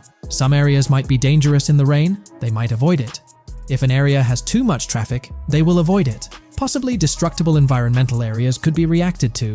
Similar to bridges in Just Cause, this point is speculation, however. Cars will also be able to take into account number of lanes and speed in their decisions. NPCs will be also able to take into account high-speed chases and be able to navigate if they themselves are speeding. There will also be other reactions that are mentioned specifically, such as changing lanes before a highway exit appears, and as Rockstar puts it, driving slower on residential-type roads, or having to perform certain maneuvers to avoid oncoming traffic on single-lane streets. The large part they also mention is this implementation uses a lot less processing power. The NPC schedules can be relayed by a central server. They could possibly use the console itself as well, and it doesn't require the same constant surrounding analysis. As previous Rockstar mentions, this will allow them to have denser traffic with the same resources. A large aim also seems to be realism. Rockstar's patent mentions realistic reactions to various factors as being the main intent. For example, NPCs will each have different driving ability levels based on the driver and the car. Essentially, each driver will have its own profile and have unique driving characteristics as well as skill level. Some might speed, others might not. Each vehicle will also affect the driving of these drivers. We're eagerly anticipating the debut of this new system in action in GTA 6. Share your thoughts in the comments section below. Hey, big news for all you GTA fans out there. GTA 6 is shaking things up with some major changes in the series. We've got a ton of fascinating info about the game that you absolutely need to hear. Just a heads up, the details we've got are from leaked footage online, but unfortunately we can't provide any links or show it. Nevertheless, there's a bunch of exciting stuff to discuss, like new animals, AI enhancements, RPG elements, and more. Let's jump right in. Fact 1. Excitingly, the Malibu Club and Ocean View Hotel make a return in GTA 6. Events like Lost at Sea Island Camp and Lost Plane suggest potential island scenarios akin to Guarma from a previous installment. Fact 2. While exploring, players encounter a myriad of wildlife: alligators, bears, boars, dogs, snakes, raccoons, birds, frogs, bald cats, and rodents. Symbols marking plants and toxic waste are also scattered throughout the game. Fact 3. In the game, keep an eye out for the Scarface crime scene, possibly an Easter egg paying homage to Tony Montana. There's also a murder mystery named Missing Tourists. Additionally, spots designated for campers hint at the possibility of owning a camper van in the future. Fact 4. GTA 6 offers an array of side activities, from backyard wrestling and racing to UFO events and beach bonfires. Even seemingly small actions, like picking up cans from the ground, are significant. Jason and Lucia, the main characters, possess special abilities akin to those seen in GTA 5. By the way, I'm holding a monthly giveaway for a PlayStation 5. You just need to subscribe and you're entered.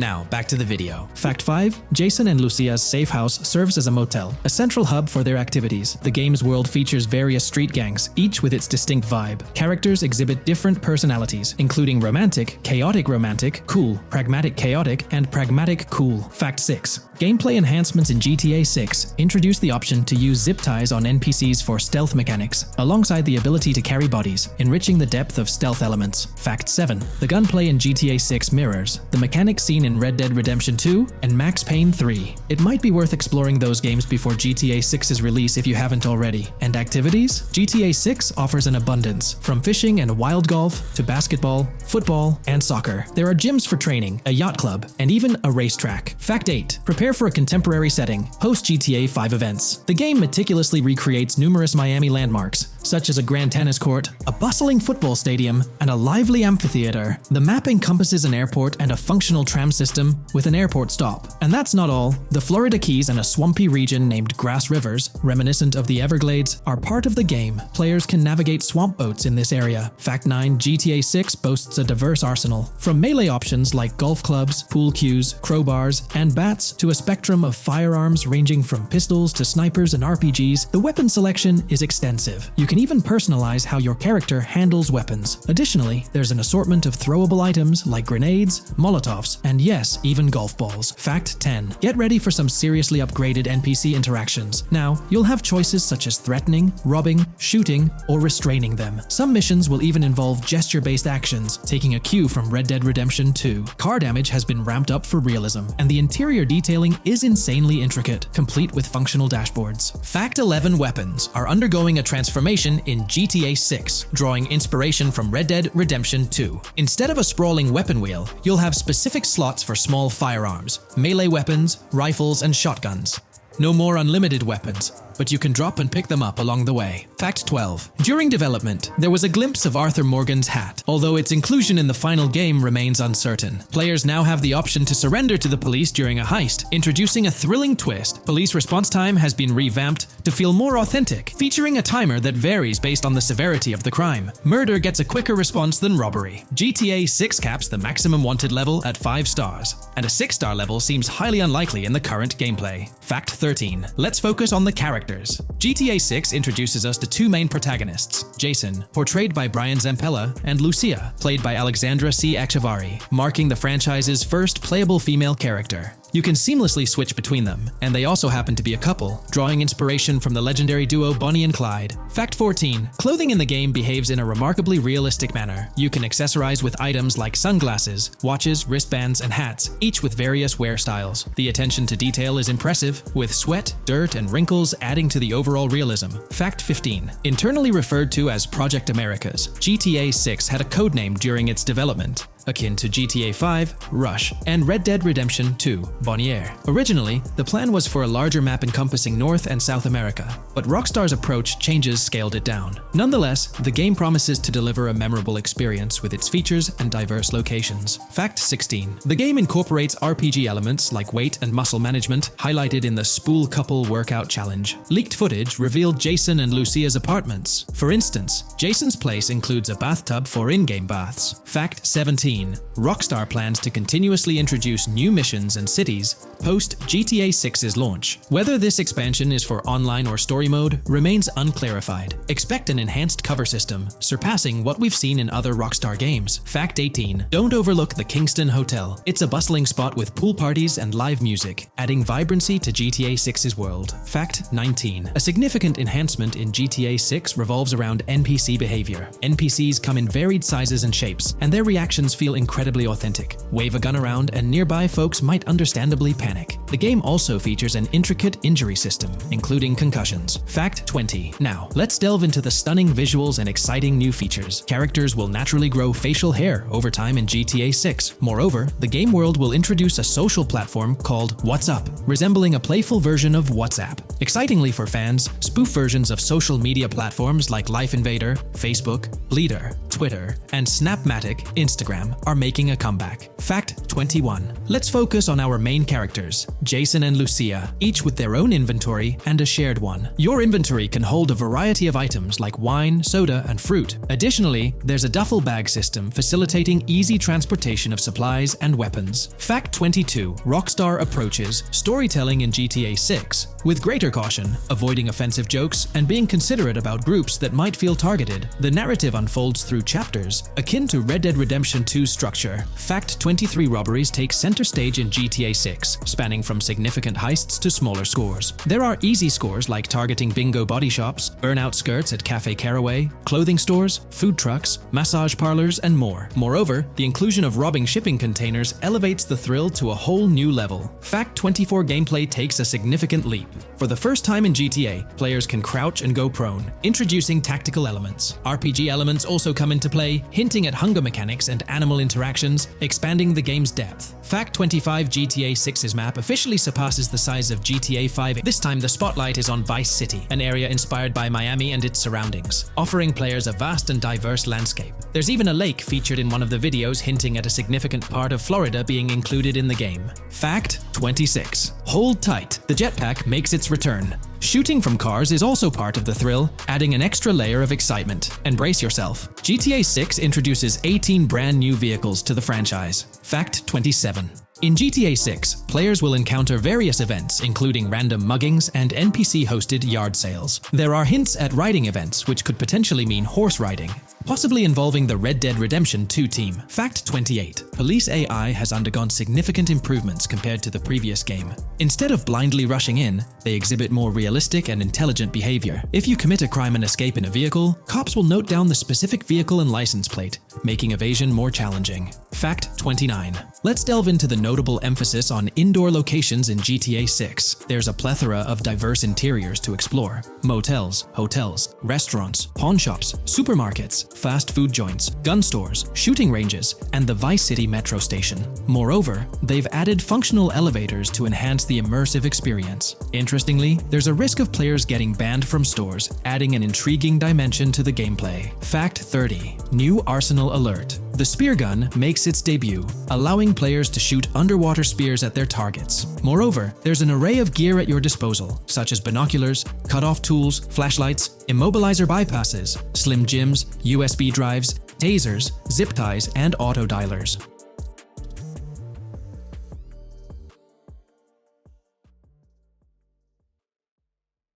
In today's video, we'll delve into the most recent iteration of the GTA 6 mapping endeavor. We'll explore the freshest alterations introduced to the map, including newly incorporated locales and adjusted road placements. Additionally, we'll examine some intriguing revelations stemming from the inaugural official trailer, such as the appearance of a swordfish. Furthermore, we aim to tackle one of the pivotal queries surrounding GTA 6, the extent of Rockstar's intention to amalgamate multiple states into the fictional entity of Leonida. We'll sift through all available clues, encompassing leaks and insights from the initial trailer, to shed light on the potential inclusion of Georgia in the game. Let's kick off by scrutinizing the latest rendition of the GTA 6 mapping endeavor. This most recent update, which debuted just a few hours ago, represents the pinnacle of this extensive fan-driven mapping project. Here's a peek at the current state of the GTA 6 map. We've got Vice City and Port Gilhorn in the mix, with tweaks made to both cities, along with some other spots on the map. Keep an eye out for changes like the prison from the opening shot and the Gator Keys. To kick things off, there's a fresh addition to Vice City known as Waning Sands. While details about this neighborhood are mostly speculative at this point, it's believed to be the setting for a pivotal scene from the trailer. You know, the one where Jason and Lucia dodge past a few police officers in their getaway vehicle. In this vicinity, you'll find the Evergreen Mall Center, prominently featured at the start of the scene. Keep an eye out for a sign on the right side of the frame, showcasing various stores set to be part of this plaza. In a recent mapping video, there was some speculation about whether this plaza would be fully accessible. While only part of the name MLE is visible at the top of the sign, it seems the mapping community is also leaning towards it being called Evergreen MLE. However, the exact location of the MLE within the plaza is still up for speculation. Notice how the buildings on the map are marked in red? Well, there are a few other speculative additions to Waning Sands. These include a gas station, Sailbolt K condos, and Cricket Club condos. Here's what we're using as a reference. You can catch a glimpse of the gas station roof along with other nearby buildings. In a previous video, we floated the idea that this could be Topgolf in Dalal, Florida. However, it seems unlikely now since the placement doesn't quite line up. But hey, let's hold off judgment until we know more. Now, let's talk about some updates in the positioning of various elements. The placement of several buildings, basements, speculative roads, metro, rail, crosstown, downtown, and Brickell has been tweaked. We're using yellow and purple lines to show the speculative metro and railway in Vice City. The metro system has seen some significant enhancements, especially in its connectivity to Vice City International Airport and the area between Crosstown and Brickell. The buildings in this vicinity have also been reorganized to more closely resemble their real-life counterparts. Speculative roads and highways have been adjusted to better fit the new placements.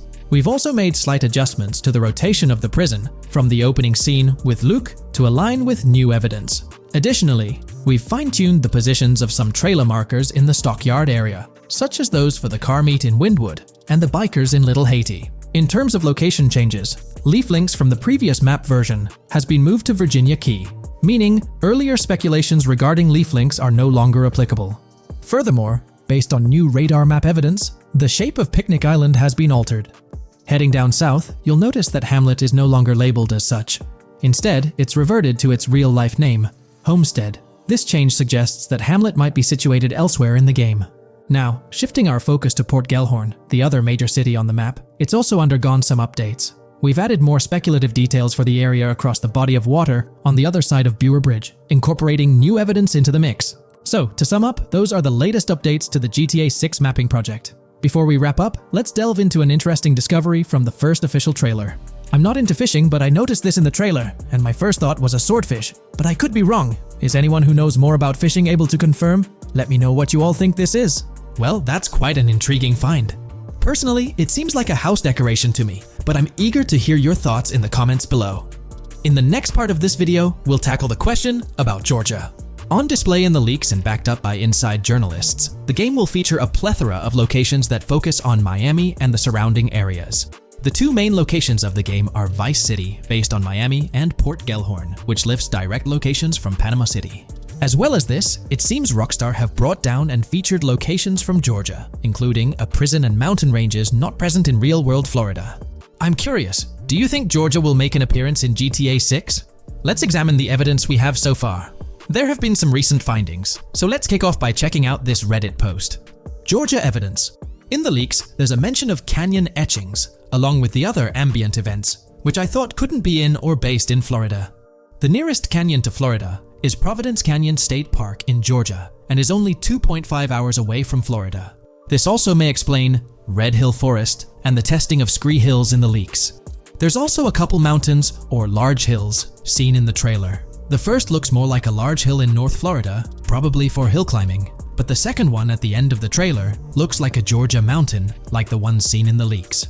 First off, this individual is discussing a clip from the leaks, where a developer is seen firing an assault rifle at a vehicle while Lucia is in the background.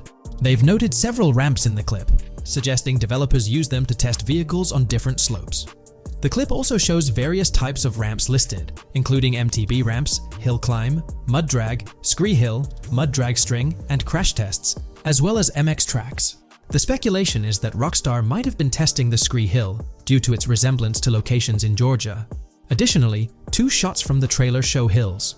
One at the 59-second mark where someone jumps on a table, causing it to break, revealing multiple cars ascending a steep hill in the background. And another in the final shot, where Lucia kicks down the door to a convenience store, showing another hill or mountain through the window. Let's delve into the comments and see what the community thinks about these hills. Are there similar hills in Florida? Or has Rockstar taken some creative liberties and introduced hills from Georgia? Ekanfinaka is a place in the game, shown by the leaks. And Ekanfinaka is literally the old name for a swamp in southern Georgia. Not to mention we saw a big hill, small mountain. I've lived in Florida for a long time. There are no hills, anything like that in the state. Northern Florida has some hills, but nothing like that at all. The hill in the leaks resembles the Blue Ridge in northern Georgia. It's a fictional state. It could be a collection of features from 4 or 5 states for all we know. 2 hours outside of Florida is hardly breaking the concept.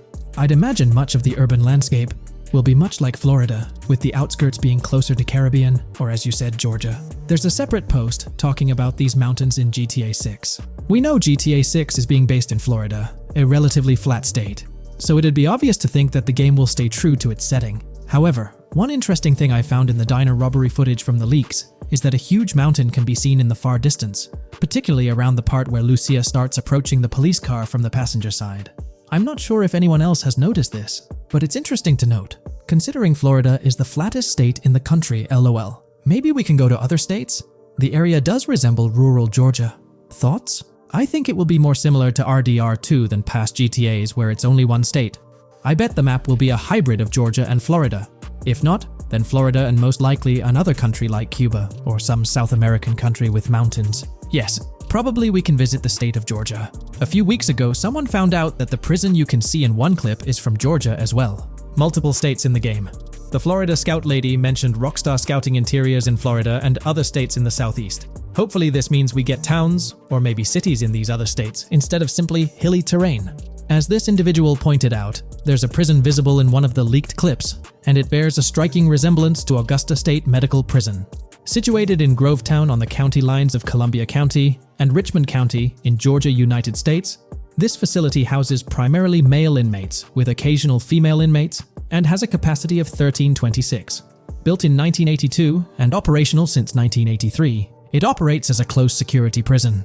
Augusta State Medical Prison was one of the 7 prisons involved in the 2010 Georgia prison strike. With such solid evidence pointing towards Georgia, or at least a portion of it being featured in the GTA 6 map, it's worth noting that Rockstar has done similar things before. In GTA San Andreas, for instance, they created the state of San Andreas, which is a blend of California and Nevada, with Las Venturas mirroring Las Vegas. Feel free to share your thoughts on everything discussed in today's video in the comments section below. Today's video will delve into the latest iteration of the GTA 6 mapping endeavor. The developers have expanded and refined the GTA 6 map significantly, making it the most comprehensive fan-made project to date. It incorporates all available data from leaks and the initial official trailer. We'll explore the recent updates to the map and conduct a fascinating comparison between the current GTA 6 map and those of previous GTA games. Additionally, we'll examine a fan-created satellite view of the GTA 6 map, along with the inclusion of Tommy Vercetti's mansion spotted in the trailer. All of these elements will be discussed in detail throughout this video. Let's kick things off with the GTA 6 mapping project. Changes have been implemented across all regions of the map. To ensure we cover everything comprehensively, we'll begin our tour from the northwest and work our way down, addressing each modification along the journey. Firstly, the map's dimensions have been expanded from 16,000 by 16,000 to 18,000 by 18,000 to accommodate the newly added landmass. Each square on the map measures 500 x 500 meters. Based on the latest estimations, the map will be larger than before, requiring more space to accommodate all its features. Currently, the northern portion of the map remains unknown, which contributes to its perceived size. Hence, the map extends beyond what's visible on the screen. According to rumors, the GTA 6 map is speculated to encompass 3 major cities. Presently, we're aware of 2. Vice City, the largest city, and Port Gorn, which has undergone further expansion in the latest map update. The third location, Yorktown, is anticipated to be modeled after Tampa. Rumors suggest that it could be the third major city featured on the map. However, at present, there's limited information available about it in the leaks. The only indication we have is a sign displaying New York Tune within Port Gorn. Regarding Port Gorn, details are scarce apart from its name and general location. It's positioned north of Fort Killorn and east of Yorktown. Moving on, we encounter Hank Hill, one of the notable elevations in the game. Despite Florida's predominantly flat terrain, Rockstar has incorporated hills sporadically to diversify the landscape. Adjacent to Hank Hill are the Domed Hills, another series of elevated areas. Notably, the border of a river is highlighted in orange, indicating speculative terrain. Nonetheless, it appears to be situated in the vicinity of Red Hill, a small town positioned near Lake Leonida. The largest body of water, Lake Leonida, sits approximately at the map's midpoint, drawing parallels to Lake Okeechobee in real life. To the north of Lake Leonida lies Fairyland Forest, a wooded area neighboring Fairyland, a playful nod to Disney World. To the east of Lake Leonida, you'll find Ambrosia and Laurel, two additional small towns, along with North Beaches. Heading south from Yorktown, we reach Port Gorn, which has undergone expansion westward. The buildings and roads depicted in black and grey correspond to those visible in leaked footage and the trailer. Roads highlighted in red, along with orange borders, remain speculative. However, the port area shows two speculative buildings and a portion of the border that's confirmed. The Bay Area has seen overall enlargement, including modifications to the speculative islands near Port Gorn. Additionally, a newly added section featuring small islands and a confirmed border indicates further expansion. With these developments, Port Gorn's size may rival that of Vice City. It might not match Vice City's scale, but it could rival, if not surpass, GTA 5's Los Santos, which is remarkable, considering it's our second city on the map. Additionally, the confirmed borders of Port Goro have been adjusted based on new evidence. The remaining areas in Port Goro largely remain unchanged. We still have Han Waffles Diner, surrounded by its buildings and structures, along with Port Gorn Motel, Gorn Bluff, the Pawn Shop, Port Gorn Raceway, Port Gorn Airfield, and the United State Prison. Belleville and Econfina remain situated near Vice City.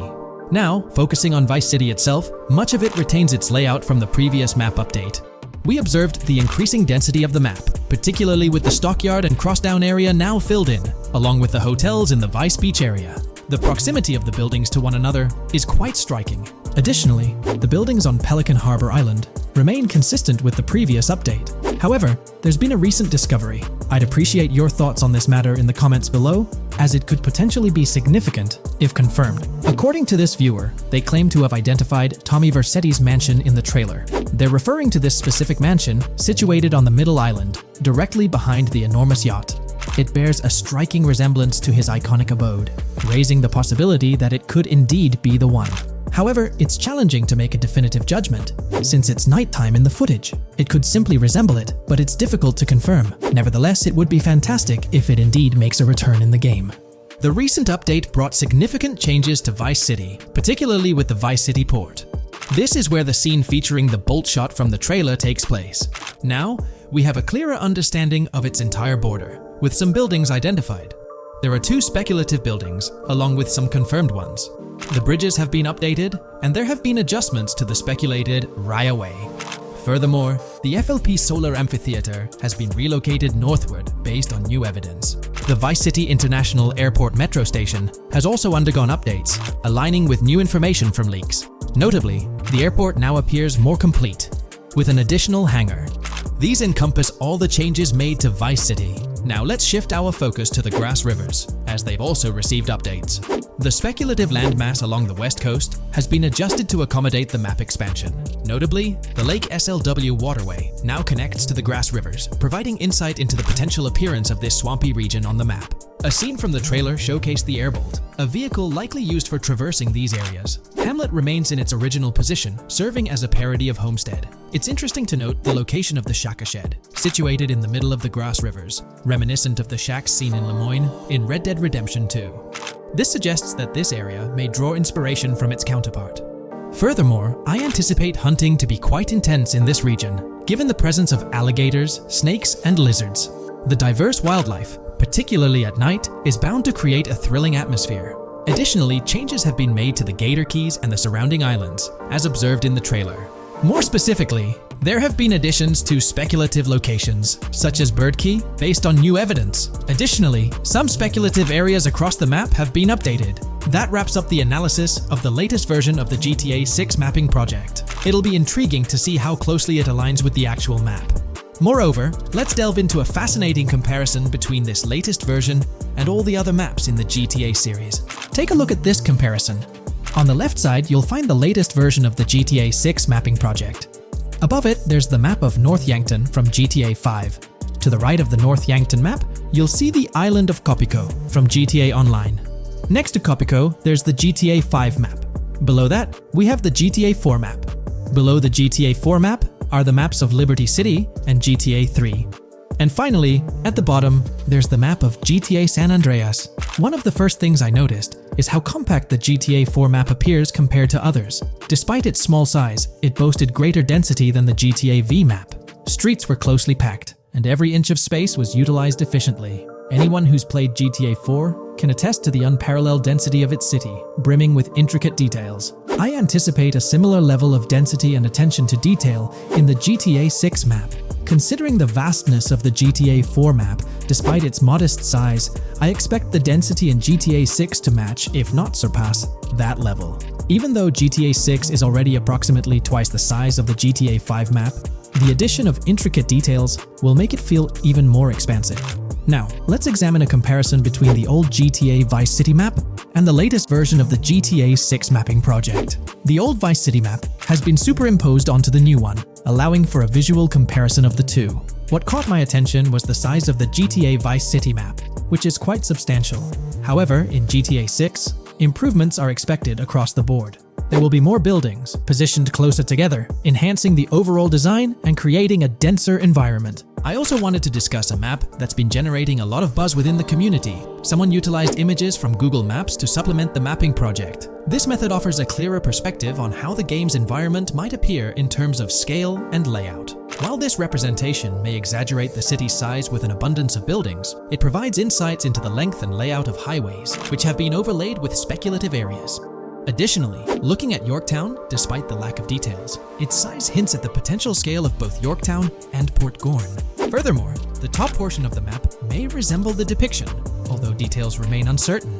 Considering the vast array of features such as multiple airports, cities, small towns, mountains, hills, and swamps, it's evident that GTA 6's map is poised to be the most impressive in the series. There's little doubt that it will set a new standard. New scoop just dropped. GTA 6 gears up for the last leg of development, with Rockstar calling back its staff to the office full-time. This intel's straight from Bloomberg journalist Jason Schreier, fresh in his latest Bloomberg piece. Today, we're diving deep into what Schreier shared. Known as a trusted voice in the gaming sphere, let's unpack his insights. Let's not waste time any longer, and dive right into Jason Schreier's article. Grand Theft automaker Rockstar Games asks workers to return to office 5 days a week. Rockstar Games, a division of Take-Two Interactive Software, will ask employees to return to the office 5 days a week beginning in April, as the video game maker enters the final stages of development on its next game, the hotly anticipated Grand Theft Auto 6. In an email to staff on Wednesday, reviewed by Bloomberg, Rockstar head of publishing Jen Kolber said the decision was made for productivity and security reasons. The company has faced several security breaches, including a massive dump of early footage from the new Grand Theft Auto and an early trailer that leaked in December. Kolber wrote that the company also found tangible benefits from in-person work. Making these changes now puts us in the best position to deliver the next Grand Theft Auto at the level of quality and polish we know it requires, along with a publishing roadmap that matches the scale and ambition of the game, she wrote. Return-to-office mandates have been a hot topic across various industries since the pandemic forced myriad employees to work from home. More recently, many employers have asked staff to return to the office for 2 or 3 days a week. A study last month found that remote work did not have an impact on productivity. The issue has been particularly controversial among video game workers, thanks to the volatility of the industry and its lack of a centralized workforce. Many of 2023's biggest video game hits, such as Marvel's Spider-Man 2 from Insomniac Games, were developed remotely. Rockstar's in the final stretch of developing Grand Theft Auto 6, hinting at a possible early 2025 launch. With this, we might anticipate the release of a second trailer, along with screenshots and more teasers in the coming months.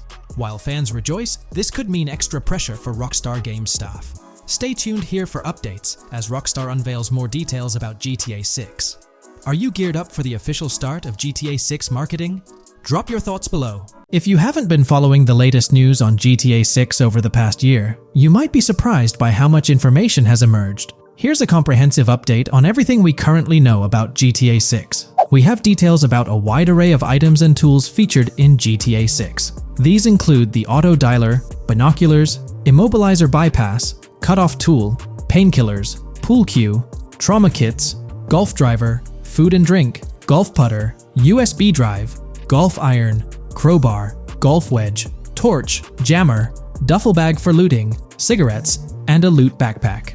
Let's discuss the game engine. Developers have made significant enhancements to the Euphoria physics engine, improving ragdoll physics and overall game mechanics compared to GTA 5. Now let's discuss the multiplayer aspect. In a leaked clip from GTA 6, we observed a multiplayer session with a player count. This suggests there were 2 players present in the lobby, out of a maximum capacity of 32 slots. This mirrors the setup seen in Red Dead Online and GTA Online, where the capacity is stated as 32, but practically accommodates 30 players plus 2 spots reserved for spectators. While hopes for larger lobbies persist, it appears the testing phase involves 30-player lobbies. Leaks also suggest advanced weather systems, including heavy fog, a feature that was less common in GTA 5. Moving on to collectibles, there's mention of Wyman car parts. In a clip featuring Lucia, a developer is seen placing a cardboard box with a circular icon, indicating it as lootable. Debug text on this box identifies it as Collectibles car parts, and Wyman car parts boxed generic used, suggesting players can collect car parts, possibly tied to a character named Wyman who shares a passion for classic cars with Jason. Regarding collectible hats, there's footage of Jason in an apartment where a developer interacts with a hat labeled as an ambient collectible hat. According to debug text, this hints at the inclusion of clothing items as ambient collectibles within the game. Additionally, a comprehensive list of all brands featured in the game is provided. While some brands may be integral to the story, many are included for realism and immersion. The list is displayed on screen for viewers to pause and inspect at their leisure. Similar to Red Dead Redemption 2, the weapon wheel in GTA 6 will be divided into 3 sections: weapons, equipment, and gear. Notably, players can dual-wield different weapons and access a quick item inventory displayed in the bottom left corner of the screen. While leaked recreations of the weapon wheels provide a glimpse, it's expected that the final version may evolve during the game's development. In a video snippet, an NPC is observed shooting at Jason, triggering a health tip to appear on the left side of the screen when Jason's health decreases. Additionally, the game will feature lighting and skybox systems, similar to those in Red Dead Redemption 2. Promising improvements such as volumetric clouds and better lighting effects. Speaking of criminal activities, noteworthy events include the Hank's Waffles heist, where Jason and Lucia pull off a daring robbery. Other clips suggest Jason possesses an ability to perceive through walls. Additionally, there are events focused on searching vehicle trunks, which may yield valuable items or nothing at all. Lastly, delivery and pickup warehouse events are mentioned for Port Gellhorn, though specific details are still unclear. When it comes to accessible buildings, GTA 6 offers a wide range, including the Malibu Club, a pawn shop, Jack of Hearts Club, supermarkets, bars, restaurants, apartments, and laundromats, all enriching the immersive experience. Players will also have the ability to command the other character during a robbery. In leaked footage, a prompt advises players to either check in with Jason or hold for more options, indicating the potential to issue commands to your partner during a heist. This feature aims to streamline gameplay, enabling effective control of both characters simultaneously. Unlocking doors and gates is also demonstrated, as shown in a video featuring Jason in the San Forsan area. Debug text indicates locked door panels, suggesting the necessity to unlock specific entry points. In addition, a new police system called Time Until Cops Dispatch has been implemented. Now, when you commit a crime, the police won't immediately arrive. Instead, you'll have a brief window to evade capture before law enforcement begins to converge on your location. Security cameras play a role in surveillance, but their function differs from GTA Online. Instead of instant detection, there's a detection meter similar to games like Payday 2 or 3. As the meter fills up, you must break line of sight within a certain time frame to avoid detection. Players also have the ability to restrain NPCs using zip ties, as seen in leaked footage. This feature enhances the realism of Robberies, offering greater control over the situation. Additionally, players can loot vehicles, as briefly shown in the Hank's Waffles video. A button prompt to examine SUV suggests the ability to inspect random vehicles and potentially steal valuables from them. A while back, a significant leak revealed a plethora of potential world encounters, random events that occur as you navigate the game world. I've displayed these on your screen, and while I won't go through each one, you'll notice they're quite fascinating. From parking disputes to donut burnouts, protests, and even someone getting a concussion, these events add depth and realism to the world of Vice City. It's exciting to imagine strolling through such a dynamic environment where something is always happening. Take a moment to review them if you like. They're quite impressive. Moving forward, the community has endeavored to construct a map of GTA 6 based on coordinates and locations gleaned from leaks. This preliminary map outlines Vice City situated at the bottom right. The top section of the map remains somewhat enigmatic for now. Nonetheless, this initial map looks incredibly promising, and the excitement for exploring its intricacies is palpable. For the setting, we know about 3 different gangs in Vice City: San for San, a Haitian gang, the Guardia Brothers, and the far-right militia. These details create an exciting anticipation for what to expect in GTA 6. Now, let's delve into the variety of confirmed wildlife in the game. Players can expect encounters with snakes, seagulls, skunks, raccoons, alligators, wading birds, squirrels, southern leopard frogs, crayfish, lizards, skunk apes, pigeons, opossums, and even whales. While these are the animals confirmed so far, we anticipate discovering more upon the game's release. These are the species we're aware of at present. Fences in GTA 6 are not just physical barriers to jump over or drive through. They are individuals involved in illegal transactions within the game. Acting as middlemen, these characters buy illegal items from players to resell them to others. Now, let's explore the AI witness system and police recognition feature, which are notably significant. In the Hank's Waffles robbery video, beneath the wanted level stars, there's a mention of full description, suggesting that witnesses can provide detailed information about you. This implies that once identified, the police will recognize you. When Lucia enters a police vehicle, there's initially no vehicle description, but this quickly changes to a full vehicle description. This indicates that law enforcement will possess detailed information about your vehicle. Moreover, the text warns that any vehicle seen entering will be noted by the authorities. This suggests that even after losing a wanted level, if spotted again in the same vehicle, the police will pursue and apprehend you. During the robbery scene, Jason attempts to prevent customers with yellow icons above their heads from calling the cops or fleeing. Additionally, a female NPC inside the diner exhibits similar behavior, with her icon flickering as Lucia leaves, turning red when surrounded by cops, and then fleeing upon spotting Lucia. These advanced NPC systems indicate a more sophisticated interaction model. Regarding item sharing, Jason and Lucia appear to be able to share items between them.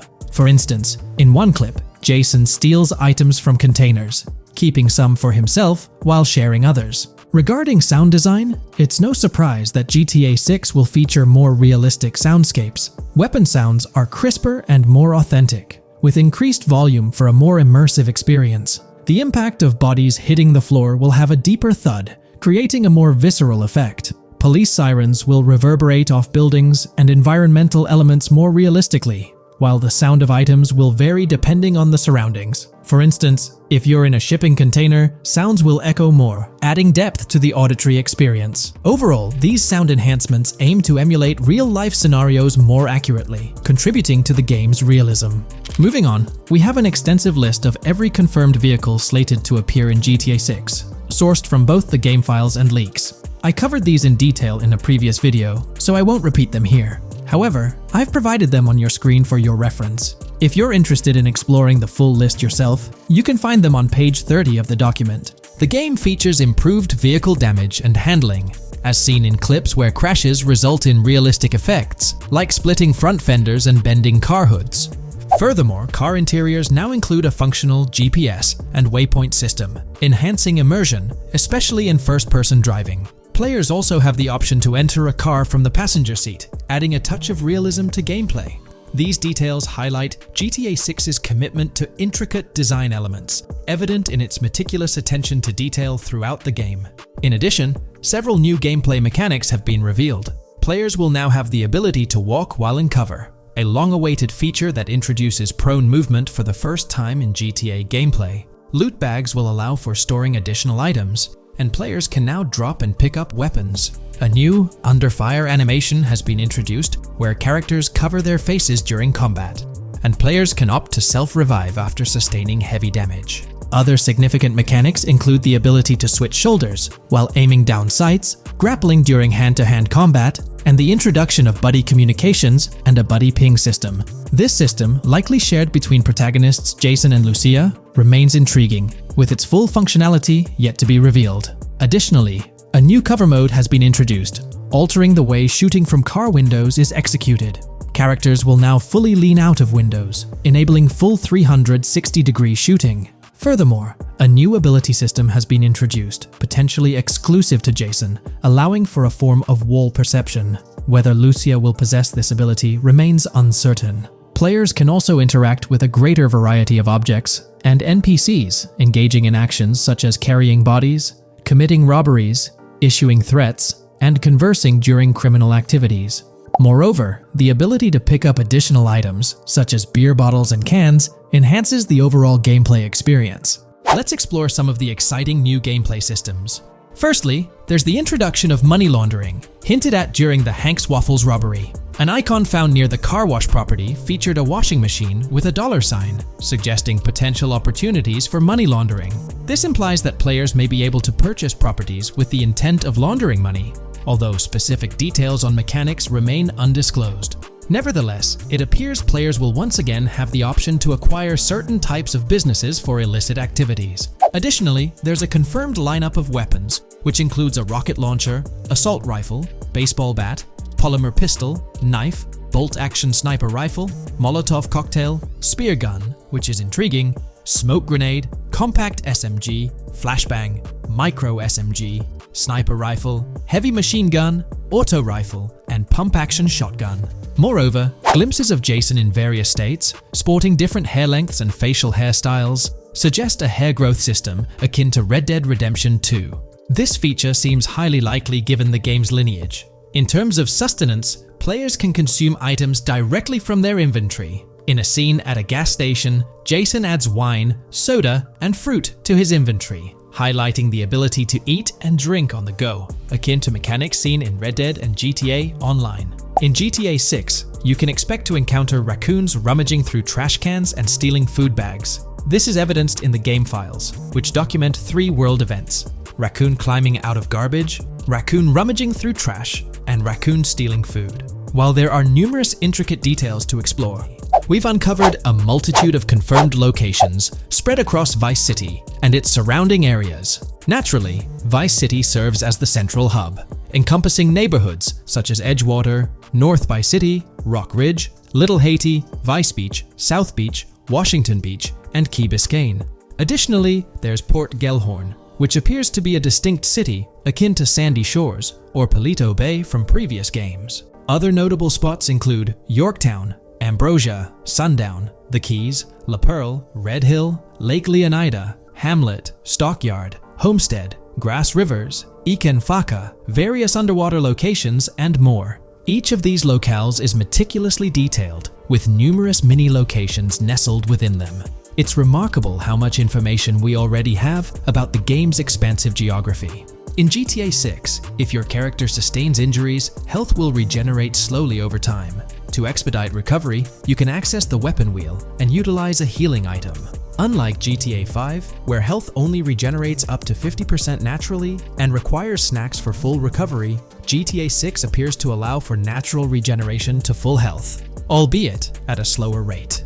While not officially confirmed, it's implied that using a medical item will accelerate this healing process. Regarding open-world activities, there are 7 confirmed activities thus far: dice, golf, fishing, races, adventuring, shipments, and delivery van events. A video showcases a delivery van event near the industrial area of Port Gellhorn, featuring active security cameras that add complexity to potential heists. Two distinct event types mentioned in the events list are pragmatic cool and chaotic romantic. Introducing a new event type called Cop Trap, strategically placed in various locations across the map. The confirmed locations are displayed on your screen, indicating that law enforcement will deploy different tactics to apprehend you. Next, let's explore the array of new features spanning 2 full pages. Firstly, an enhanced AI system is showcased in a video, where enemy AI targets Lucia once she turns around. These adversaries demonstrate improved decision-making, adapting their shooting tactics dynamically based on the situation. Notably, they adjust their positioning relative to nearby objects, aiming to avoid frustrating head-glitching tactics. Additionally, they display more tactical behaviors, such as lowering their profile during reloads and employing lateral strafing while firing. NPC behavior has also undergone enhancements, with AI groups no longer wandering individually, but moving in clusters, reminiscent of the dynamics seen in Red Dead Redemption 2. This is evident in a video where Lucia encounters a group of tourists engaged in conversation as they pass by. This enriches pedestrian interactions beyond the independent roaming seen in GTA 5, now featuring diverse groups and even couples strolling together, enhancing the game's realism. A new gameplay feature allows players to surrender to the police during a robbery, introducing an intriguing dynamic with consequences yet to be fully revealed. Additionally, players can purchase gumballs from vending machines, potentially serving as a health boost, although specific effects remain speculative. Similar to GTA 5, your character's attire will accumulate dirt over time, adding a layer of realism. Hacking will also be a significant element, with Lucia seen carrying various hacking tools, though it's unclear if Jason will have access to these tools as well. Previous leaks suggested Lucia's role as the designated hacker, but further details will emerge in due course. Expect an enhanced car hijacking system in GTA 6. For example, the inclusion of an immobilizer bypass suggests that stealing luxury cars will be more challenging. Additionally, a tool called a Slim Jim will be used to unlock older vehicles, adding complexity to car theft. Moreover, events such as Steal Car in Progress and Steal Car Fail indicate potential complications during vehicle theft. Events like Carjacking Cat and Carjacking Advanced AI suggest further intricacies in vehicle-related activities. Finally, the document concludes with approximately 20 pages detailing locations found in leaks that correspond to real-world locales in Miami. This inclusion underscores the meticulous efforts put into crafting a rich and immersive game world. Alright, so in the GTA 6 trailer, there's this moment where this girl in a white bikini gets everyone talking, debating whether she's Lucia or not. She's chilling near this pool, taking in the Vice City skyline, and then she turns around. And let me tell you, there's a bunch of stuff to unpack there. Her hair moves all natural-like, swinging around as she turns. She's got these big hoop earrings, cool purple sunglasses, rocking a purple lipstick, and check out those nails, French tips. Oh, and there's this bracelet on her left wrist that catches the eye too. Now, here's the deal. Some folks are saying, nah, there is absolutely no way that is Lucia, or it just doesn't cross anyone's mind. Their argument? She looks different from how Lucia appeared in other shots, especially in that jumpsuit and during the whole crime spree with Jason. But hold up, there's a good chance that in GTA Online, customization's gonna be off the charts. Need a different haircut? No biggie, just swing by the in-game salon. Problem solved. So, who knows? This bikini girl might just be a customized version of Lucia with a whole new look and vibe. By the way, I'm holding a monthly giveaway for a PlayStation 5. You just need to subscribe and you're entered.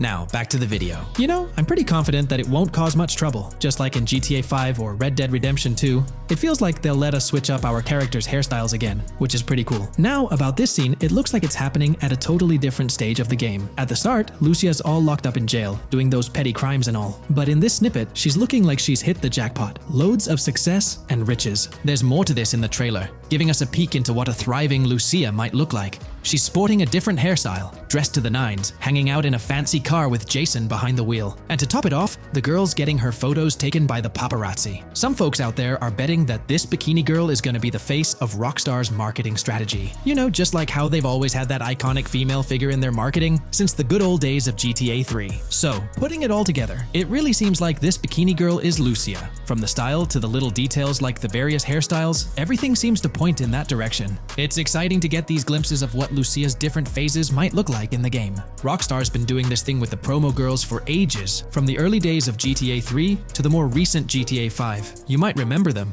The girl in the bikini holding the martini glass, or the San Andreas girl leaning over at the Vinewood sign with those shades. They've always had these distinctive figures for their marketing. A bunch of people are pointing fingers at this bikini girl, saying she's the new Rockstar promo face, but I've got my money on Lucia. Take a look at those birthmarks and accessories, those little marks on her face and arm. They're pretty similar to what the bikini girl's got. Sure, some aren't super clear, but makeup or sun exposure could easily cover them up. And those earrings and bracelets, they match up pretty well with all the girls who look like Lucia. Even if some shots might leave room for doubt, like the one where she's driving that fancy car, I'm pretty convinced it's Lucia. Jason's checking her out, the accessories are a close match, and her facial structure lines up. Not to mention, her body shape, facial features, skin tone, hair length, and color, pretty much all of it lines up perfectly. In that scene, the way the bikini girl moves seems a bit forced, like she's intentionally flipping her hair or something. So maybe it's part of a mission, Lucia trying to blend in at some event to gather info, or pull off a heist. Or perhaps it's one of those moments where she's at the top of her game, all successful and loaded. Oh, and that bikini she's wearing? It's from the Santino brand, which first showed up in GTA 5. So, in GTA Online, we've got this whole range of clothing options, right? There are jackets, shoes, and some of them even parody luxury brands like Louis Vuitton, which is a real high-end clothing and accessories label. Now, some people are throwing around this theory that the bikini girl might be a returning character from the old GTA Vice City like Mercedes Cortez. But honestly, that's way off. Vice City was set in the 80s and GTA 6 is gonna be in the present, like probably around 2023. So the timelines just don't add up.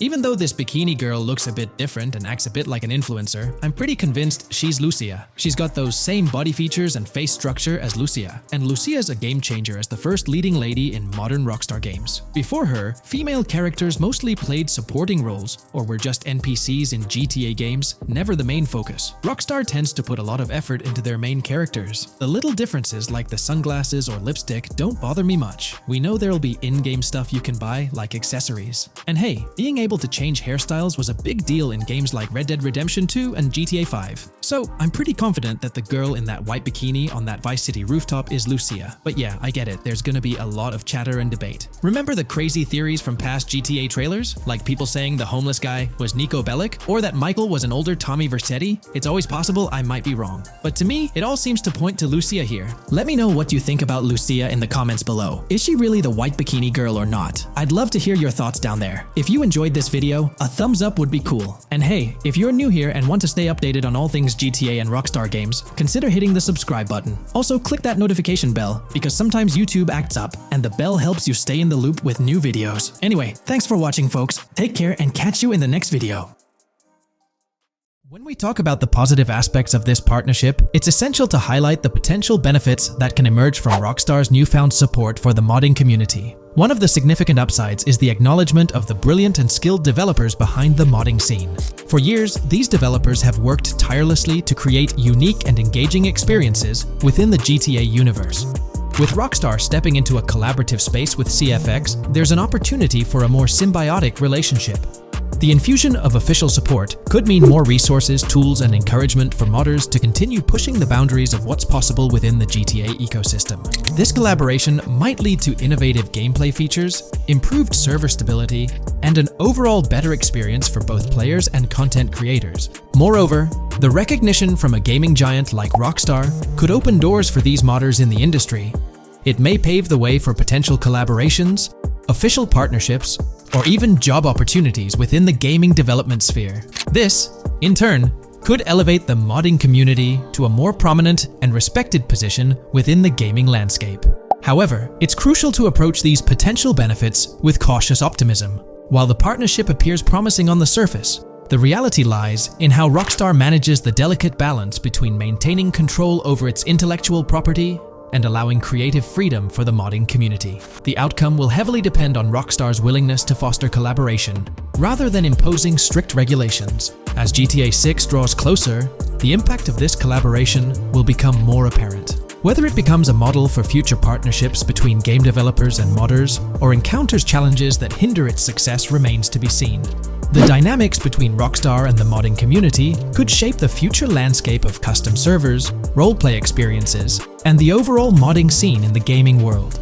Stay tuned as we continue to explore and analyze the evolving relationship between Rockstar and the modding community. On the positive side, there's a glimmer of hope that Rockstar's acknowledgement of mods enhancing the player experience could pave the way for more modding support in GTA 6. This shift in perspective might lead to a more collaborative environment, where modders can contribute to the game's richness without fear of stringent restrictions. With Rockstar officially and financially supporting 5M, the CFX team gains more resources to elevate the GTA 6 server. This could mean a server even more impressive than the ones they currently run. The fact that 5M is now a Rockstar Games product suggests a vested interest in its success, promising additional funding and manpower to ensure its flourishing. An intriguing prospect emerges concerning the accessibility of custom servers. Currently limited to PC players, there's speculation that GTA 6 might integrate dedicated servers within the game itself, eliminating the need for external programs like 5M. If this unfolds, it opens the door for console players to join the custom server experience, broadening the player base and community. Moreover, Rockstar seems to be attuned to fan desires. Despite a larger audience watching RP compared to those actively playing it, Rockstar appears committed to making improvements. Their intent to let custom servers thrive suggests a more fan-centric approach, acknowledging and catering to the desires of the gaming community. However, there are potential pitfalls to consider. The most glaring concern is Rockstar's inclination to monetize these servers. While the specifics remain uncertain, it's almost certain that some form of monetization, be it through custom server shark cards or a pay-to-play system, will be implemented. This could introduce a paywall, affecting the accessibility and enjoyment of custom servers for certain players. As we navigate through this evolving landscape of Rockstar's partnership with 5M, the delicate balance between fostering creativity and implementing monetization strategies will determine the ultimate impact on the gaming community. Stay tuned as we continue to unravel the complexities of this collaboration and its implications for GTA 6 and the modding community. Let's unpack this a bit more. The whole monetization story got its moment in the spotlight during an earnings report where Take-Two CEO Strauss Zelnick spilled the beans. He essentially said, "If folks are messing around with our intellectual property, why not make a buck or two? It's a straightforward business move, really." Taking a page from the unprecedented success of GTA Online, it seems like Rockstar caught a glimpse of how these free servers could turn into a money-making machine. Now, the potential downside of this situation lies in the realm of competition. Rockstar's got its A-team working on the custom servers gig. That means anyone outside the Rockstar circle trying to whip up something akin to 5M is practically painting a target on themselves for a cease and desist. Let's face it, Rockstar might have eyed this strategic move with 5M from the get-go. However, with those servers gaining crazy popularity and the game becoming a sensation on Twitch and YouTube, shutting it down wouldn't have been the smart play. Instead, they pulled off a masterstroke, acquiring the team behind the biggest servers, effectively cornering the market and positioning themselves to profit from any potential imitators. Now, with GTA 6 on the horizon and servers in the works, Rockstar's sitting pretty. Some in the gaming community are even giving them a nod for finally throwing a bone to the community. But, and there's always a but, at the end of the day, Rockstar's the one making the rules. We'll all have to toe the line because, quite frankly, there won't be any other alternatives in the neighborhood. So, buckle up for Rockstar's GTA roleplay. It's going to be a wild ride. The landscape has already witnessed the repercussions, with servers and mods being handed the shutdown ticket for not playing by Rockstar's latest rulebook. The new mandates include a strict no to real-life vehicles, mission mods, and porting old Rockstar maps or assets rules that weren't in the playbook just a couple of years back. Now, while the financial backing from a mega corporation might seem like a savvy move on the surface, there's a lingering skepticism about whether it'll blossom into the fairy tale ending we've all been envisioning. It's a bit premature to slap a final verdict on the fate of 5M once GTA 6 hits the stage. Now, let's consider the potential repercussions for the vibrant RP community. While the partnership between Rockstar and 5M could bring about positive changes, there's an underlying worry within the RP enthusiasts. The fear is that with increased control and potential monetization, the organic and immersive RP experiences that players have come to love might face disruptions. RP communities thrive on creativity, flexibility, and a sense of autonomy. If Rockstar's influence leads to more rigid guidelines, it could alter the dynamic of these communities, potentially affecting the unique narratives and interactions that make RP servers so engaging. As we contemplate the potential impact, it's essential to look beyond the immediate horizon of GTA 6. The dynamics established through this collaboration could set a precedent for future interactions between gaming giants and modding communities across various games. Whether it becomes a model to be emulated or a cautionary tale will be closely watched by both players and industry stakeholders. The future of 5M and the broader modding community remains uncertain as GTA 6 inches closer to release. While concerns exist, there's also room for hope. The collaboration might lead to a harmonious blend of official support and community-driven creativity, enhancing the gaming experience for everyone involved. As players, content creators, and modders navigate this uncharted territory, the one constant is the love for the game and the shared hope for a positive evolution in the gaming landscape. Taking a stroll down memory lane, Rockstar's track record with monetization doesn't exactly calm the nerves. Add to that the current scenario where they're laying down the law for the CFX team, dictating what's permissible and what's not.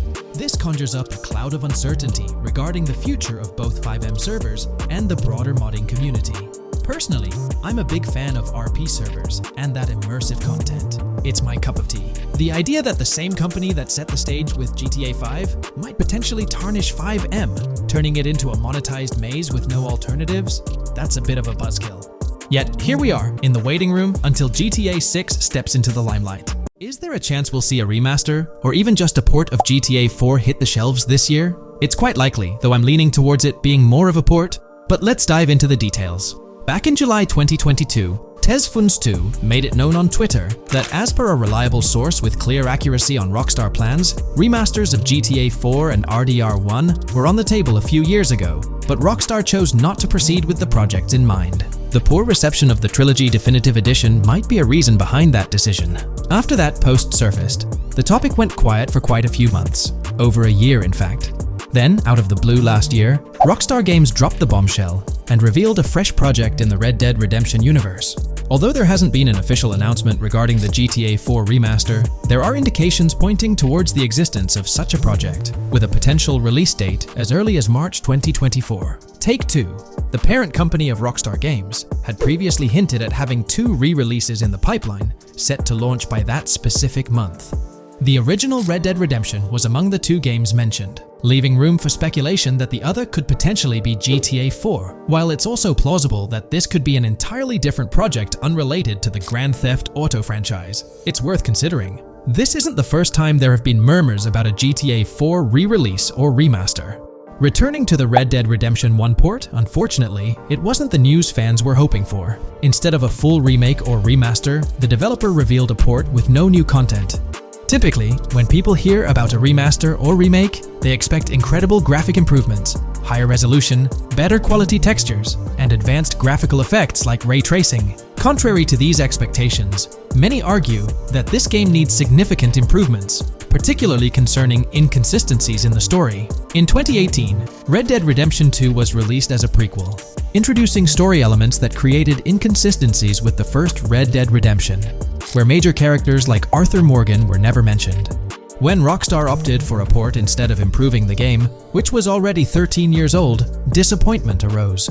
The desire for a remaster or remake persisted, fueled by rumors since 2021. These speculations continued until the summer of 2023. The uncertainty around whether a remake was genuinely being considered remains, with some recent rumors possibly being misunderstandings about the port project. It's been speculated that the cancellation of a Red Dead Redemption remake or remaster might be attributed to the poor reception of GTA, the Trilogy, the Definitive Edition. Alternatively, the developer could have redirected resources towards the development of GTA 6. Regarding GTA 6, in December, we were finally treated to the much-anticipated trailer for the upcoming installment. However, it came with a significant letdown: the announcement of a 2025 release date. As we approach the end of 2024, this seems like the ideal time to introduce a new game under the GTA banner to keep the franchise vibrant. Hence, a port of GTA 4 appears fitting for this year. Most players familiar with GTA 4 acknowledge the aging of the game. Despite being ahead of its time upon its 2008 release, over 15 years ago, it's showing signs of wear. Notably, the PC version faced persistent performance issues, maintaining its reputation as one of Rockstar Games' worst optimized titles. The irony lies in the fact that, despite these problems, GTA 4 is widely regarded as one of the best entries in the Grand Theft Auto series. Understanding the poor optimization of the PC version remains a mystery. Even with a series of patches, the issues persisted, suggesting a more profound problem. Originally designed for Xbox 360, and PlayStation 3 consoles with different hardware architectures, porting GTA 4 to PC necessitated significant modifications. Unfortunately, not all of these changes were executed appropriately. Compounding the matter, the game was built on the advanced and intricate Rage engine adding complexity to its optimization. Unlike consoles with standardized hardware, the diverse range of PC hardware available at the time of GTA 4's release posed a challenge. The game's initial high hardware requirements excluded many players with less powerful computers from enjoying a smooth gaming experience. Unoptimized code contributed to performance issues, even on high-end PCs, with notable problems in managing CPU and GPU resources, leading to performance bottlenecks. How else can we gather indications that a GTA 4 remaster or port is possibly in development? Well, in September 2022, Take-Two Interactive, the parent company of Rockstar Games, made a notable move. They took down a fan-made mod for GTA 4, known as the Definitive Edition. This mod compilation, comprised of various mods and fan-made patches, aimed to significantly enhance the visual and experiential aspects of the 15-year-old game on PC. The roots of this remastering endeavor with mods trace back to 2016, when the mod pack for GTA Vice City, named Reborn, initiated the project. Over time, it expanded to encompass mods for GTA 3, San Andreas, Chinatown Wars, and other Rockstar games like Bully and the Warriors. According to information from the author's website, the group behind this project confirmed that their files, hosted on Mediafire, received a DMCA takedown notice. Presumably issued by Rockstar or its parent company Take-Two Interactive, this notice mandated the removal of the Definitive Edition project from their website.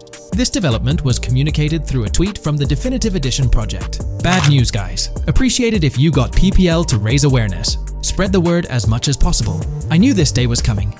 Here we are with a DMCA by Rockstar, I assume, on our GTA 4 Definitive Edition patch.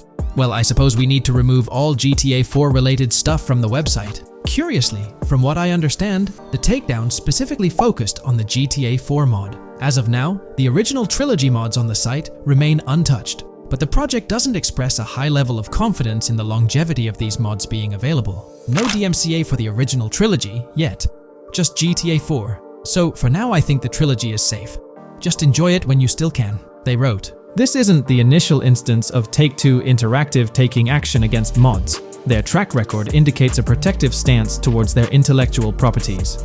They've previously taken down mods before, a practice observed prior to the unveiling of their own Definitive Edition for the original GTA trilogy. Despite its problematic release, that project proved to be financially successful. Many in the gaming community express a desire for Rockstar Games to follow suit and release a remastered version of GTA 4. Similar to what the studio accomplished with the trilogy. Xbox One, Series X and S users currently enjoy the luxury of playing GTA 4 through backward compatibility. However, this isn't the case for PS4 and PS5 users.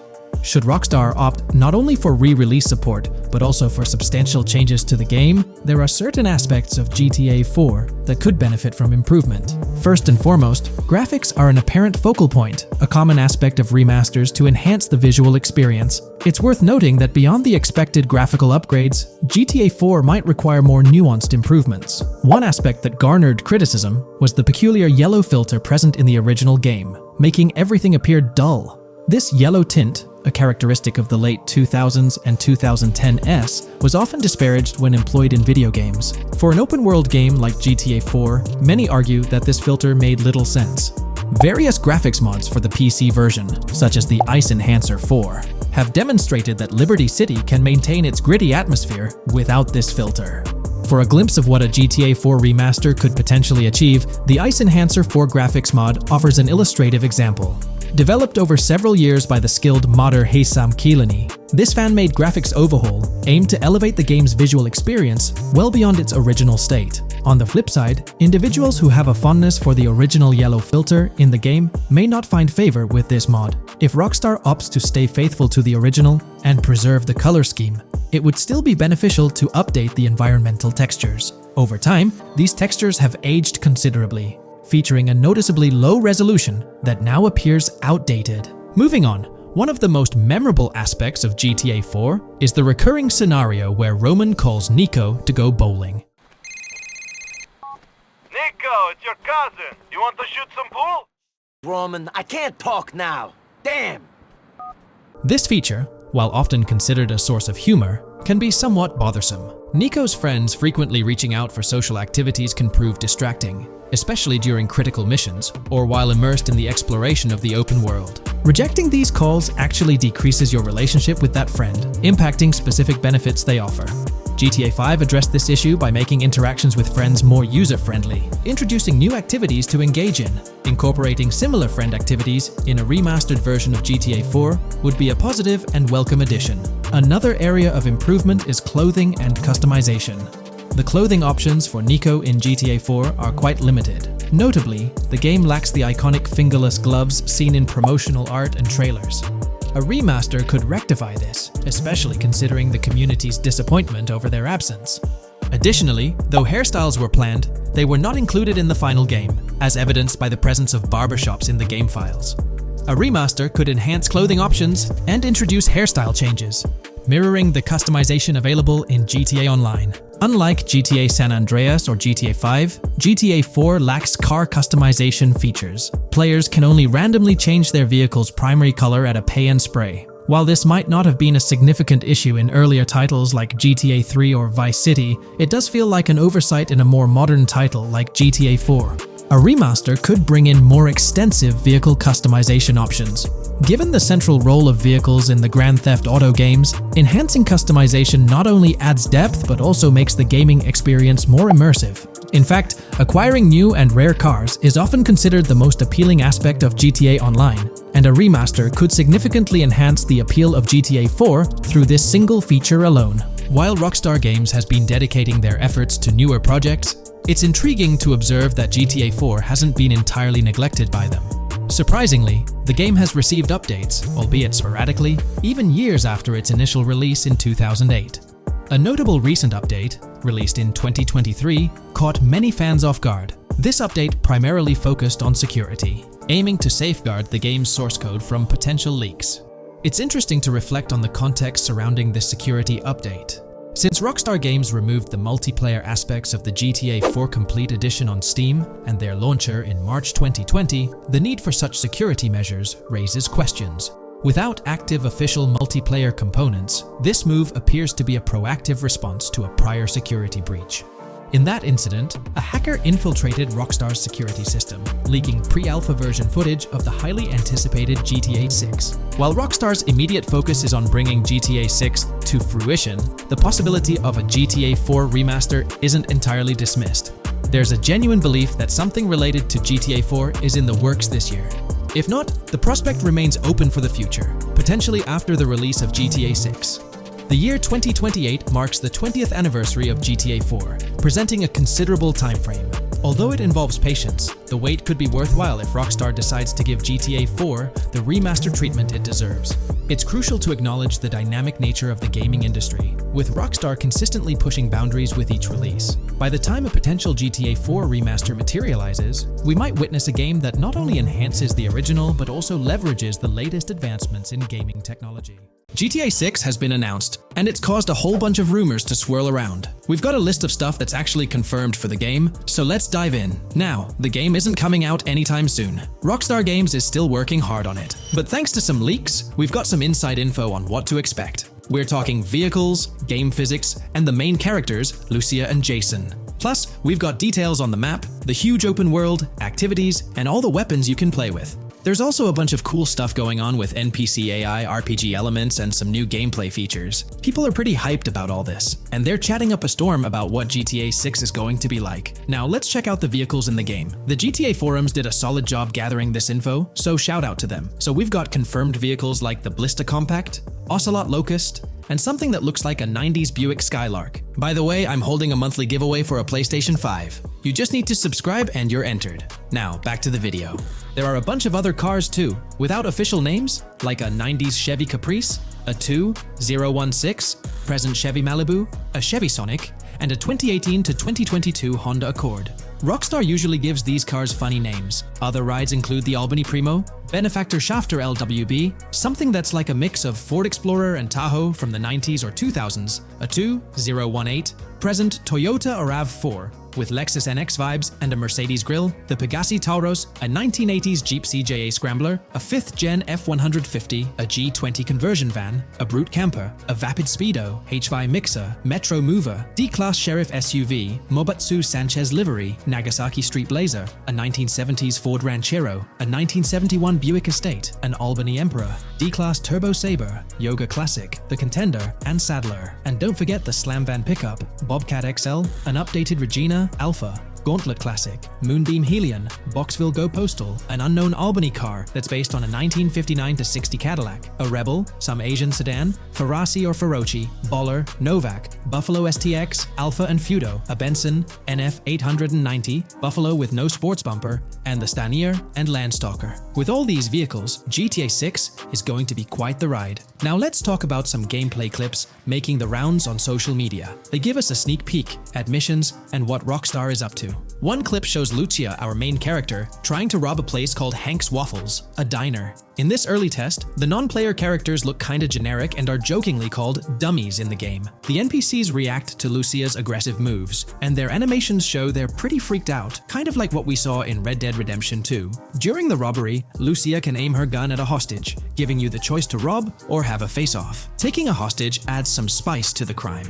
Jason, the other protagonist, is there too, and you can interact with both characters during the heist. Jason pushes Lucia to hurry up and make a clean getaway, hinting at a Bonnie and Clyde-style partnership, which lines up with earlier leaks about the game's story. People are even saying that Lucia and Jason look like Eva Mendes and Ryan Gosling from the Place Beyond the Pines movie, but we're not sure if the game's story will follow a similar path. Lucia and Jason look like they're in their late 20s. You can switch between them in the game using the controller's D-pad. When the cops show up, Lucia can threaten another hostage, and it leads to a face-off with the police outside. The outdoor area looks like it's inspired by northern Florida with all the greenery. While trying to escape, Lucia and Jason rack up 2 wanted stars, but instead of a shootout, they skillfully maneuver through parked cars and hijack a police cruiser. You can tell it's an early part of the game from the tutorial-like prompts, including one about the police getting smarter and remembering cars involved in crimes. The clip ends with Lucia driving off in the stolen police car, and Jason assures her they can shake the cops. But their getaway ends with an accidental crash at an old car wash. In the next mission, Jason and Lucia hit up a strip club called Jack of Hearts and run into Dre, who's chatting with another lady. Dre talks about his music dreams and hints at someone named Boopy. During this chat, we get messages from 2 new contacts, Billy and RB Shaw, through a WhatsApp parody. The early footage shows a minimap that looks like the one in GTA 5, with icons that probably stand for missions from characters labeled WM and YJ. As they head up to the VIP second floor, Dre has a run-in with DJ Tip, who's upset about waiting for drinks. Dre steps in, but it's clear that Tip isn't the most popular guy. Dre moves on, and that's where the clip ends. Just remember, this is early development footage, and things might change as the game gets closer to release. Another leak spills the beans on more than 500 world events, encounters, and Easter eggs you'll come across while playing. There's too much to cover, but I'll mention a few interesting ones. You'll find stuff like missing tourists, yard sales with new clothes, an event that's a bit like the insurance fraud thing in Saints Row, a voice in the storm drain that might remind you of Pennywise, a Bonnie and Clyde mystery that spans different places, and a workout challenge that suggests fitness activities are back. Players can also stumble upon an island camp, DUI tests, UFO sightings, an animal house, a swamp safari, and even the possibility of playing some crazy golf. There's a hint that the basketball court might be back too. Events like fishing, Satanist houses, backyard wrestling rings, and mansions with big cats offer a bunch of different experiences in the game world. Now, let's talk about the main locations in Grand Theft Auto 6. Ambrosia has Ambrosia Farms and the Tarmac. Bayside Copperhead, the Everglades or Grass Rivers, Fairyland and Fairyland Forest offer different environments. The Keys region includes places like East Key, Low Key, and spots like a garage, gas station, and liquor store. Lake Okeechobee has a motel, prison, and racetrack, while Little Haiti, North Beach, and North Miami come with places like gas stations, hideouts, and liquor stores. Port Gellhorn offers a variety of spots to explore, like an abandoned building, basketball court, beach, bingo hall, bowling alley, car wash, fishing store, fruit stand, gas station, motel, pawn shop, police station, quick shop, raceway, soccer field, and trailer park. Red Hill has a forest, South Beach features a boardwalk,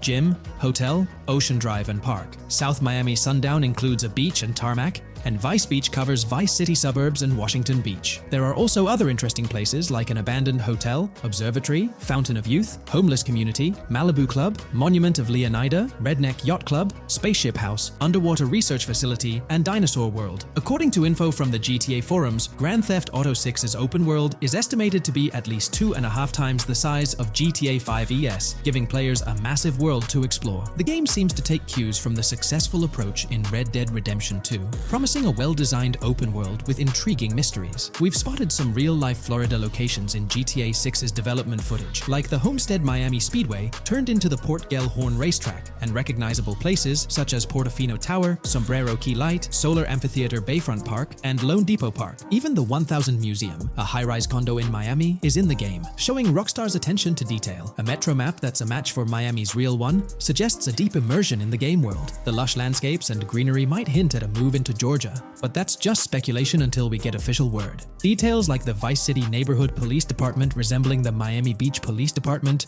show Rockstar's creativity and world design. As always, we're waiting for official announcements to see how all these elements come together in the final game. Until then, the mystery of Grand Theft Auto 6 keeps fans excited. There's a recent leak suggesting that Alexandra Christina Echevarri could be the voice behind Lucia in Grand Theft Auto 6. Her voice from a demo reel seems to match up with Lucia's leaked dialogue. We've covered a ton of info about Grand Theft Auto 6, from gameplay details to new features. It's important to remember that the game might still be a couple of years away from release, so we'll have to be patient. Now, let's dig into some interesting findings from the leaked clips. We see Jason and his pals hanging out by an in-ground pool in a lower-income neighborhood, cracking jokes about a parody of social media called Life Invader. It's all about brain downloading and poking fun at Jay Norris's demise. Classic Grand Theft Auto humor. The leaked clips also give us a peek into early police AI testing, showing NPCs using cover better during gunfights. In one scene, Jason robs a diner worker with an assault rifle, and we see some dialogue options that look like they're from Red Dead Redemption 2, but they might just be placeholders. Jason's new ability to go prone is a fresh addition to the franchise, and a scene in a thrift or antique shop hints at the option for robbery, maybe even a place to sell stolen items, which adds depth to the gameplay. There are animation tests for Lucia and Jason, doing stuff like jogging, stopping, and ducking to avoid gunfire. Rockstar's developers also tested vehicle crashing physics, with a car driving over an overpass. Highway signs mention North Beaches and Lake Leonida on Interstate 97, with the current exit leading to Washington Beach. In another scene, Jason stumbles upon a shipping container full of cash and a motorbike. Various development clips show changes to the inside of a vehicle, suggesting new vehicle designs or customization options for players. Throughout the clips, there are various interactions with NPCs in the open world, like characters taking selfies, which makes the game's world feel more immersive. Another mechanic borrowed from Red Dead Redemption 2 is the ability for characters to pick up and carry bodies, adding depth to the gameplay. We also see other influences from Red Dead Redemption 2 in different aspects of the game. The weapon wheel system is similar to Red Dead Redemption 2 with limited weapons and items you can carry. Lucia has a loot bag that might be used for robberies or stealing stuff from different places.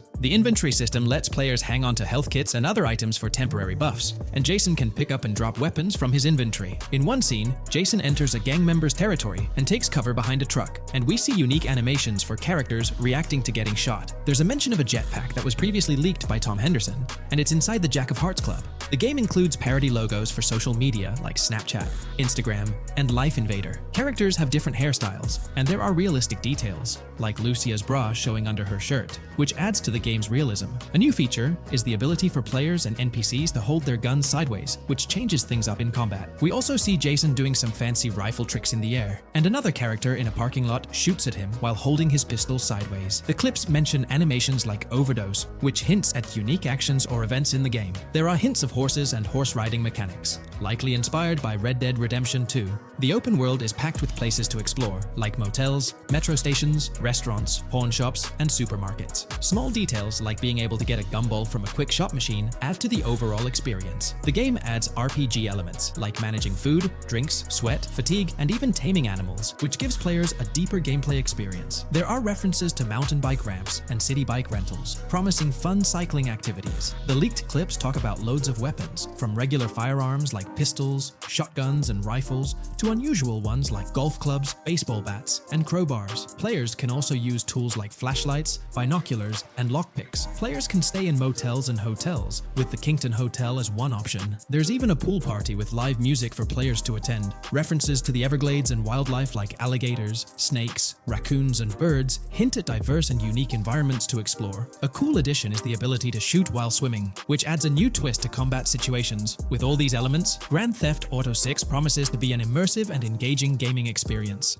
Welcome to this video where we're going to explore 30 confirmed features of GTA 6 that Rockstar Games has officially talked about. But first, a quick heads up. The info we're sharing comes from a security breach and leak of GTA 6 pre-alpha footage. Rockstar Games acknowledged this leak on their official Twitter. Just to be clear, we won't be showing any gameplay footage due to possible copyright issues, but we'll definitely dive into these cool features. Feature 1. Looks aren't just for show. The reactions of non-playable characters, NPCs in GTA 6, are pretty fascinating. How clean your character is, and their overall appearance affect how these in-game characters respond to you. It adds a cool layer to the game, considering how NPCs react differently based on your character's appearance. Feature 2. Let's rev up the excitement with some serious vehicle action. Imagine cruising through the Everglades in a top-notch hovercraft. That's just one of the personal rides available right from the start. And there's more, like taking the wheel of a bold 1970 Ford Ranchero GT in striking red and black, owned by a character named Jason. Feature 3. Here's another level of immersion. Each character has their own stuff, so when you're playing as Jason, you can tap into Lucia's stash and vice versa. Say Jason's low on assault rifle bullets. If you're close to Lucia, you can ask her for some. It opens up a bunch of possibilities for teamwork and sharing resources in the game. Feature 4. For all you die-hard GTA fans, there's a new clothing store in town called Arches. It's got a fresh collection to amp up your character's style. Feature 5. Let's talk graphics. In GTA 6, the clothes are seriously detailed. Wrinkles, dirt marks, and even sweat. Paying so much attention to clothing details makes the characters look super real, adding a ton of authenticity and making the game more immersive. Feature 6. While exploring the vast game world of GTA 6, you'll see a seamless mix of modern vehicles in urban areas and older ones in rural spots like the Everglades. It gives that cool GTA vibe, whether you're cruising in a flashy city car or taking a nostalgic drive in the countryside. GTA 6 has a bunch of wheels to fit whatever mood you're in. Feature 7. During certain heists, there's a timer showing when the cops will show up. Some think it's a developer thing, but it could mean players need to plan their heists well, syncing with the police response for a perfect score. That'd definitely add an exciting twist. Feature 8. I'm buzzing about this one. GTA 6 will feature a massive aquarium. Yes, you heard that right. Players get to explore an aquarium within the game, adding a cool new element to the gameplay. Feature 9. There's a limit on inventory space. Players can't stockpile an endless number of items. A smart move would involve rummaging through crates and storage spots at the docks to earn cash and gather valuable stuff, spicing up the gameplay. Feature 10. Here's something cool. In GTA 6, you're not stuck with your character's right side view like in GTA 5. Following Red Dead Redemption's lead, players can freely switch their character's preferred shoulder for a better view. It also changes which hand your character uses for weapons, making gameplay more immersive. Feature 11. GTA 6 adds a touch of reality with a dynamic day-night cycle. Shops don't stay open 24/7 anymore. Some close at night and reopen during the day, making the whole experience more immersive.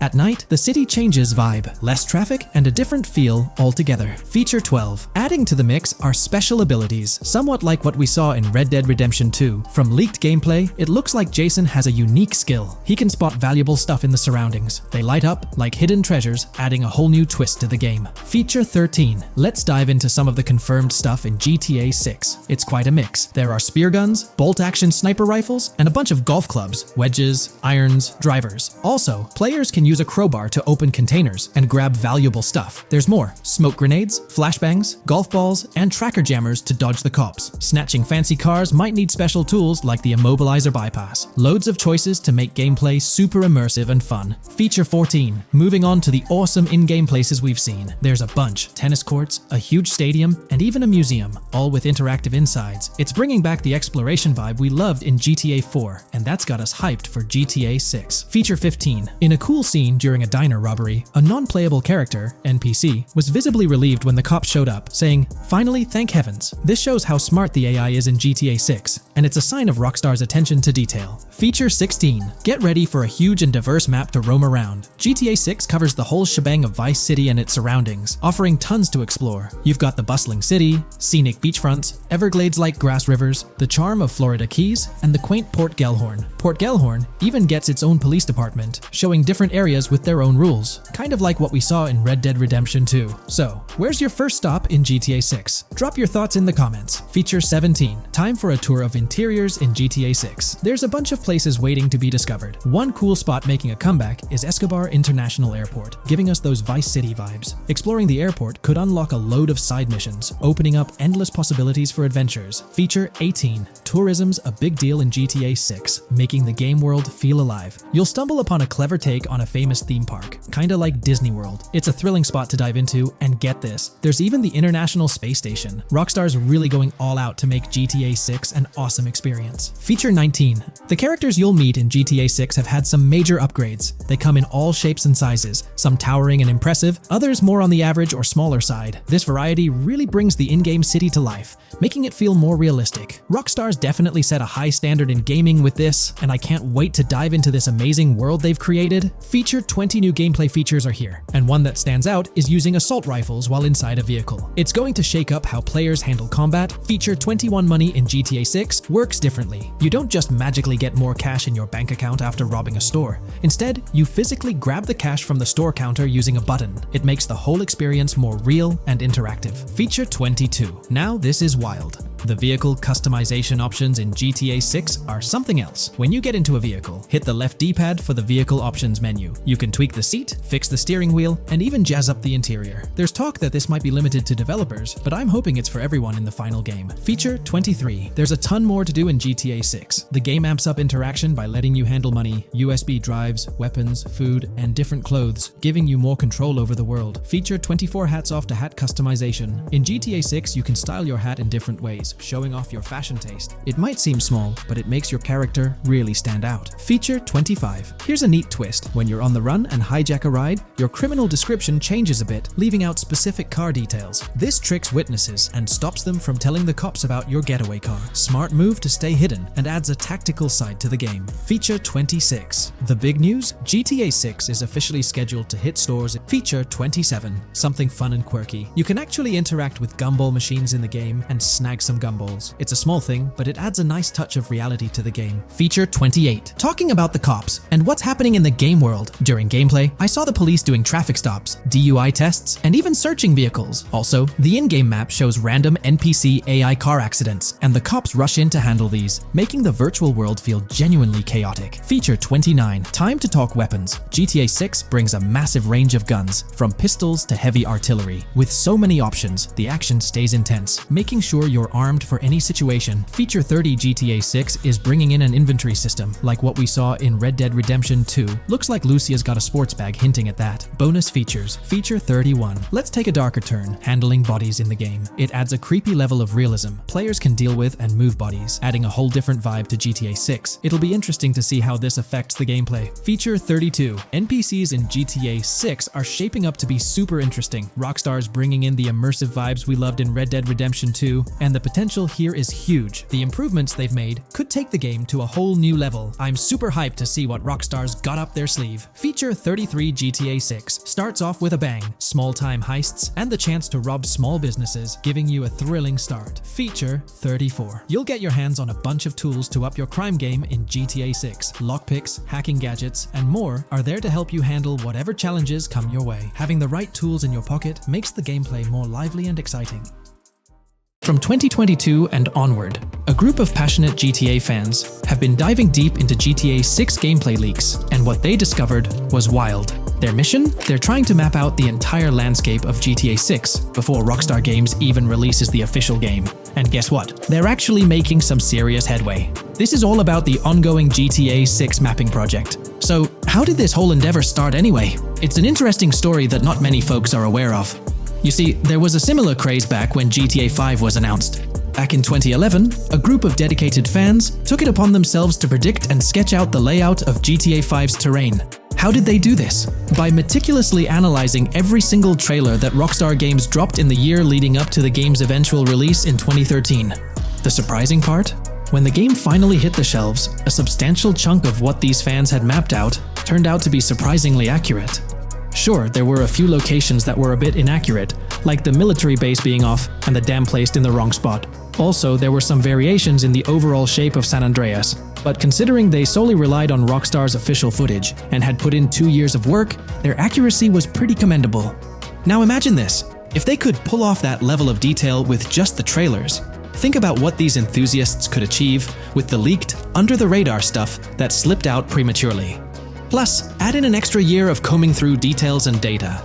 This mapping project is being led by a user called Dupzor, who is the project manager of this whole thing. On September 18th, 2022, when a massive leak dropped over 90 minutes of GTA 6 footage, the map enthusiasts went into full gear. While I can't exactly showcase the leaked content here, what really sparked the interest of the community were the coordinates embedded within the developer's HUD. These sneaky numbers revealed the exact whereabouts of the player concerning the game map. And let me tell you, GTA 6 fans wasted no time diving into this goldmine of information. With these coordinates in hand, the community went Sherlock Holmes mode, meticulously mapping out the game's terrain and identifying key locations. For instance, in one intriguing clip from the leaks, Lucia and Jason were caught in the act, robbing what seemed to be a Waffle House. This incident was marked by a simple white dot on their evolving map project. But it wasn't just a random dot, it was a significant clue. By cross-referencing the coordinates provided in this clip with other glimpses from the leaked footage, they managed to calculate the spatial relationships between different spots showcased in the leaks. This detective work allowed them to gauge distances and plot out the relative positioning of these places within the game world. However, it didn't stop there. The community didn't solely rely on leaked footage. They combined their detective skills with the official trailer and, using a blend of educated guesses and hard data, endeavored to include every conceivable road, building, and landmark featured in the GTA 6 map. The goal? To create a comprehensive and accurate representation of the game's virtual world based on all available tidbits of information. It's a fascinating process that demonstrates the dedication and passion of gaming communities in piecing together the puzzle of what to expect in GTA 6. Since the leaks hit, the GTA community has been on a mission, working tirelessly to piece together the game's map. Their focus has mainly been on sketching out the main areas, the cities, towns, and key landmarks.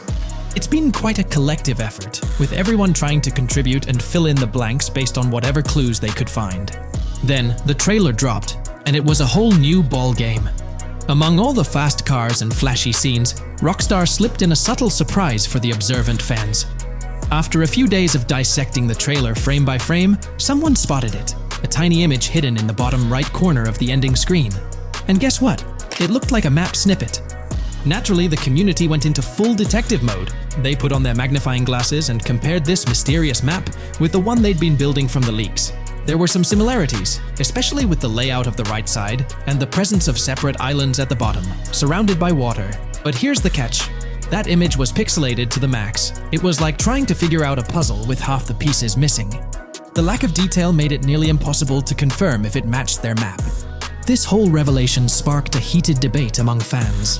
Some folks started wondering if Rockstar deliberately threw this low-res map nugget to mess with their heads. Could it be that Rockstar is messing with the community, leading the GTA 6 mapping project into the wrong path? It's pretty odd for Rockstar to include this map, as it was deliberately placed. When it comes to safeguarding the details of their upcoming games, Rockstar is notoriously tight-lipped. So, when those leaks dropped in 2022, it really threw a spanner in the works for the company. It's kind of a déjà vu situation, considering a similar thing happened back when GTA 5 was in the spotlight.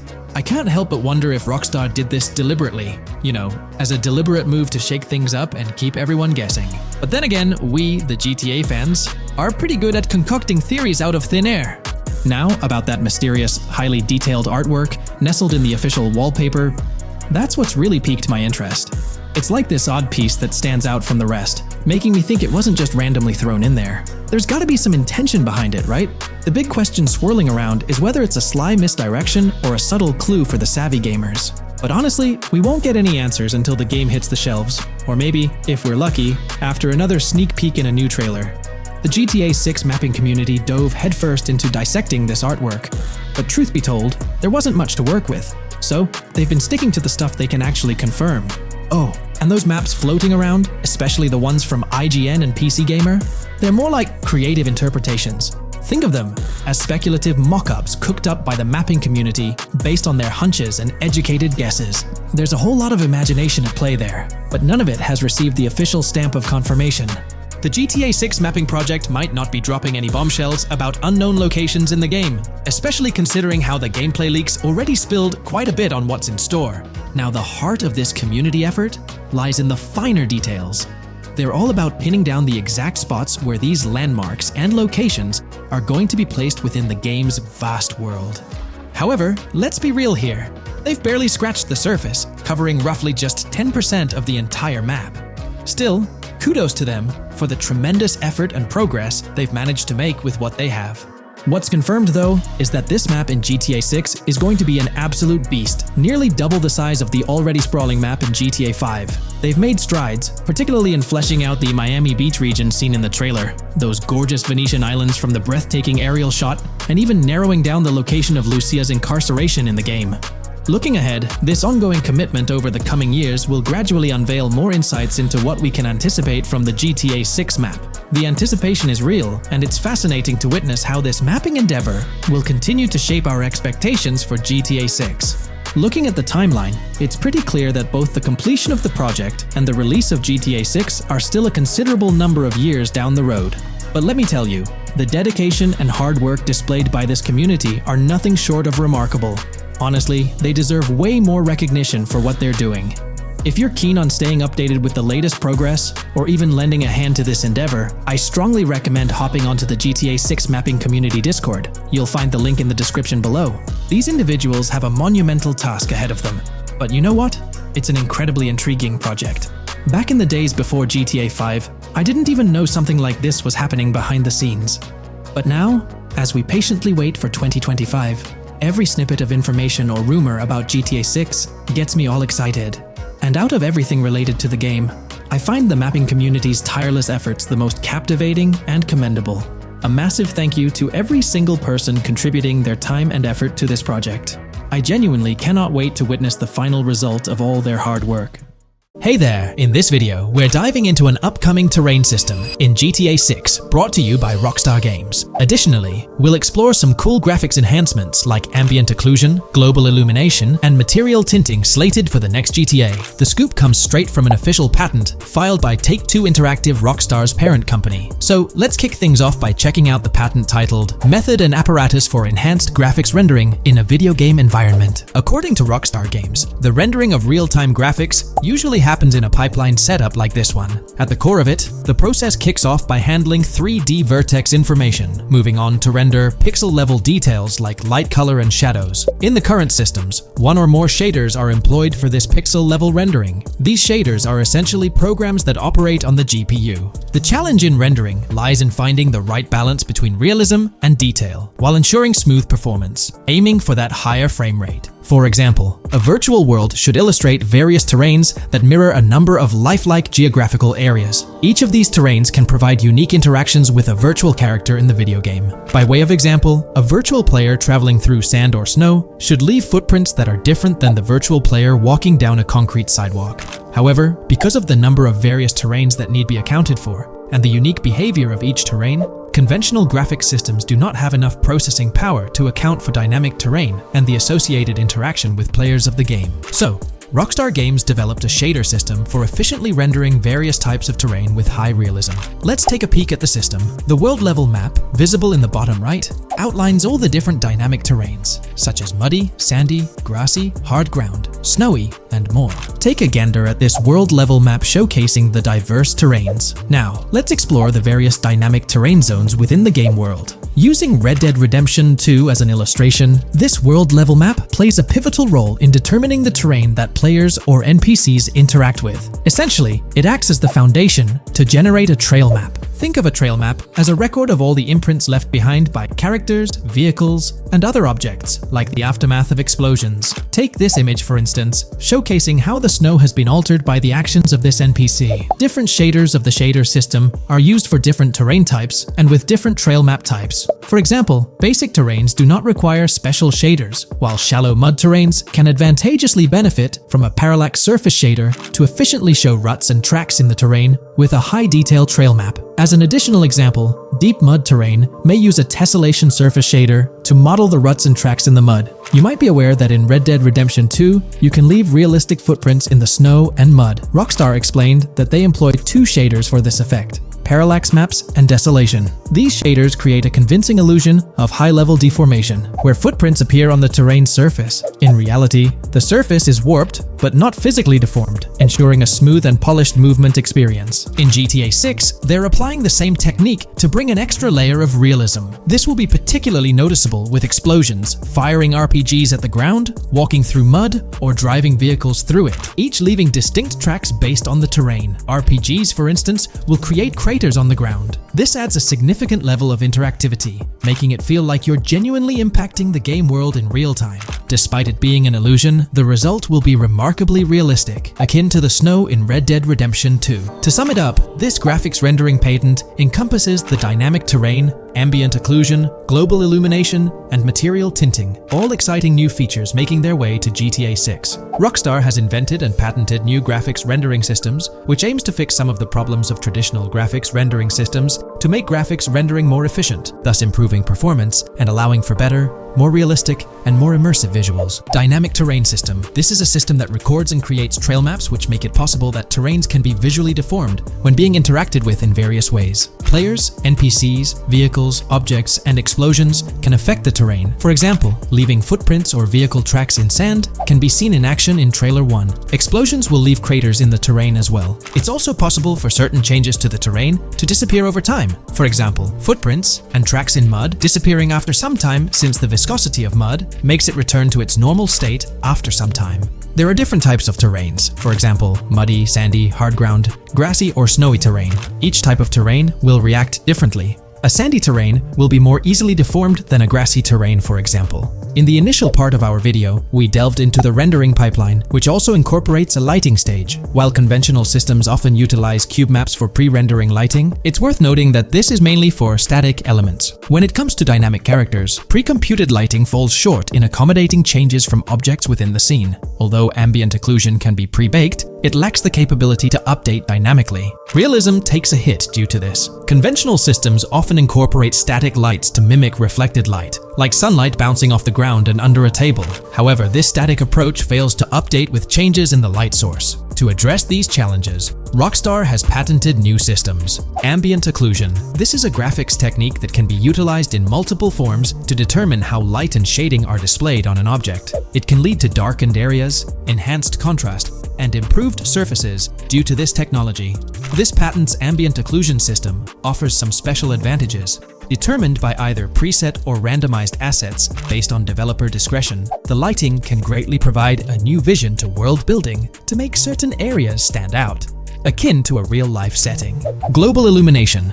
Global illumination is a graphics rendering technique that models how light is bounced off of surfaces onto other surfaces in direct light, rather than being limited to just the light that hits a surface directly from a light source, direct light. Rockstar's system detailed in this patent uses a bounce map that is projected in a top-down fashion to determine reflected light off of the ground. This bounce map is then converted into a texture that provides an approximation for the expected bounce back of light. This simulates the effect that would be achieved rendering the multiple passes of lighting to account for the natural bounce reflections. The bounce map can then be integrated into the lighting pipeline. During this, a technique is used to determine the area that needs this extra pass for each frame. This way, only the visible and required area is rendered with this technique, thus making it very efficient and less performance intensive. Overall, this provides many of the benefits of ray tracing without the computational expense. Ray-traced global illumination will probably still be in the game. For example, Lucia prison clip in Trailer 1. This special system is just a way to render large-scale global illumination efficiently. Now, let's touch on the final problem that Rockstar has addressed through this patent with conventional systems. Finally, as another example, to develop a rich and engaging game world, it is advantageous to populate the world with variations of similar objects. In other words, you do not want every simulated person, cow, gun, car, cart, ship, or animal generated in the game to look the same. Because the 3D model for many of these objects would be identical, variation was traditionally accomplished by creating different texture files to paint a different look on the object. For example, 2 variants of a cow model could be created, one with a texture to create a brown cow, and the other with a texture to create a black cow. These prior art systems created the desired variety at the cost of artist time, computer memory, and resources to maintain a multitude of different hand-authored variants for each in-game object. To combat this, Rockstar is introducing material tinting. RDR2 had a system that could tint the color of clothes to create far more variations on NPCs. This new patent is an evolution of that system and allows for creating of several in-game object variants from a single model. It can not only modify an object's colors, but other material properties, such as metalness and lighting parameters, or add additional layers to it, such as mud, snow, or dust as well. Envision the extent of customization that awaits in this game. Summing up the official patent for graphics rendering, it's evident that Rockstar has elevated numerous systems from Red Dead Redemption 2. Share your thoughts on everything covered in today's video in the comments below. There's been quite a buzz about Jason, one of the main leads in the highly anticipated Grand Theft Auto 6. People are spinning theories left, right, and center, suggesting he might be an undercover cop, an agent, an ex-cop, or even someone with a military background. It's been the talk of the town ever since the first official trailer dropped. Now, I've got to warn you, what we're about to discuss might just spoil a bit of the GTA 6 storyline for you. But hey, if you've been keeping tabs on the GTA 6 grapevine, chances are you've already heard murmurs about these theories. Now, I gotta stress, folks, that as exciting as these speculations are, they're just that, speculations. Nothing set in stone. But here's the deal. There are some interesting things in Jason's outfit from certain glimpses in the trailers and Rockstar's promotional stuff that sort of fuel these speculations. They're like breadcrumbs teasing us about Jason's potential undercover identity. So today, I'm here to unravel these clues and take you through the evidence we've got so far. We'll start with the very first trailer of Grand Theft Auto 6. You know, the one that set the internet on fire? We'll dissect it bit by bit and get into the nitty-gritty of this theory that's got the GTA 6 community all hyped up. And it's not just about the trailers, folks. Oh no, there's a whole treasure trove of articles out there discussing findings made by fans, diving into details, and connecting dots. We're gonna sift through all that too. And hey, while we're at it, let's not forget about the actors. There's been some chatter about who might be stepping into the shoes of Jason in this game. So we'll toss that into the mix as well. There's plenty to unravel, and we're here to explore every nook and cranny of this speculation, piece by piece. So grab your favorite snack, get comfy, because we're about to embark on a journey through the GTA 6 speculations, theories, and rumors about Jason. Let's start off by jumping into this interesting Reddit post. I've seen some speculation that Jason is an undercover cop makes sense since we see first-person gameplay of a police raid. I'm guessing he falls in love with Lucia, and his storm between his duty and his love could be not true, but it seems like it would be a good twist in something Rockstar would do. Okay, let's take a deeper dive into this scene where we encounter these 4 police officers. They're pretty unmistakably cops with that distinct police badge on their body armor.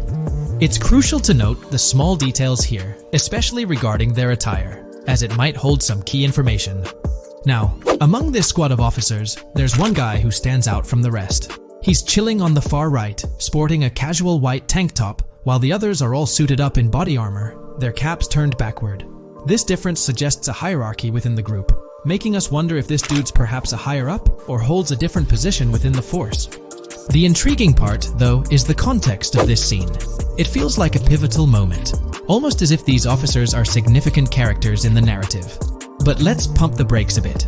It's all speculation at this point. We can't be certain of their importance or their roles in the storyline just yet. Now, let's loop this back to Jason, the main focus of our attention. There's a striking connection here. The cop on the far right and the one in the middle, both sporting these distinct olive green cargo pants. These pants seem to be a part of their uniform, something that catches the eye. But here's the twist. The same style of cargo pants is seen on Jason in the official Grand Theft Auto 6 artwork released by Rockstar. Coincidence? Maybe. but it feels like too much of a match to ignore. What's up with these pants? Is it a fashion trend among the police force in the GTA 6 universe? Or could it be hinting at a deeper connection between these officers and our protagonist Jason? The plot thickens, and we're left to ponder the significance of these subtle visual cues. Is there a backstory linking these officers to Jason? Or is it merely a design choice by the creators to establish a visual pattern? We're left with questions, my friends. Questions that make us itch to uncover more about this intriguing storyline. So, buckle up as we continue this investigation, piecing together clues and theories, aiming to decipher the enigmatic links between these officers and our mysterious main character, Jason. There's a whole world of possibilities waiting to be explored within the realm of Grand Theft Auto 6. Let's dive into this article by Exputer that further supports this rumor. GTA 6 fans have been busy digging into the lore of both protagonists since the trailer dropped. It appears that users may already have found notable details about Jason. A slew of forums and posts have popped up with speculations with evidence that complies with prior findings. A post by the Redditor, Jack_Torrance80, on the GTA 6 subreddit solidifies the past rumors that clarified that Jason would start the game as a cop. The pants worn by the protagonist in the GTA 6 poster are a part of the official uniform of Miami-Dade Police. The green cargo pants are the same color used by the Miami-Dade Police SWAT team. Additionally, the inclusion of body cam footage in the trailer may also imply his past background as a cop. It is speculated that he was dismissed from the service during the events of the game, having to continue his life as a petty thief. In the side-by-side comparison, you'll notice something intriguing. Those pants on the right in the image are an exact match to the ones worn by those police officers in the trailer clip. The detailing with those black bands and the gun holsters, it's all there. But here's where it gets interesting. Jason, in the official artwork, doesn't seem to have any of those gun holsters. It's as if he decided to part ways with that gear when he left the police force, holding onto only those distinctive pants. Now, about that white tank top he's sporting in the artwork, it bears a striking resemblance to the one worn by the cop, positioned on the far right in that clip. It's these little connections that make you wonder if there's more to it than meets the eye. Could it be a deliberate choice by the creators to hint at Jason's past, subtly linking him to the law enforcement world? Or is it just a coincidence? In the comments of the Reddit post, a user says, he is probably a dismissed cop or soldier, got too desperate and started to do petty crimes.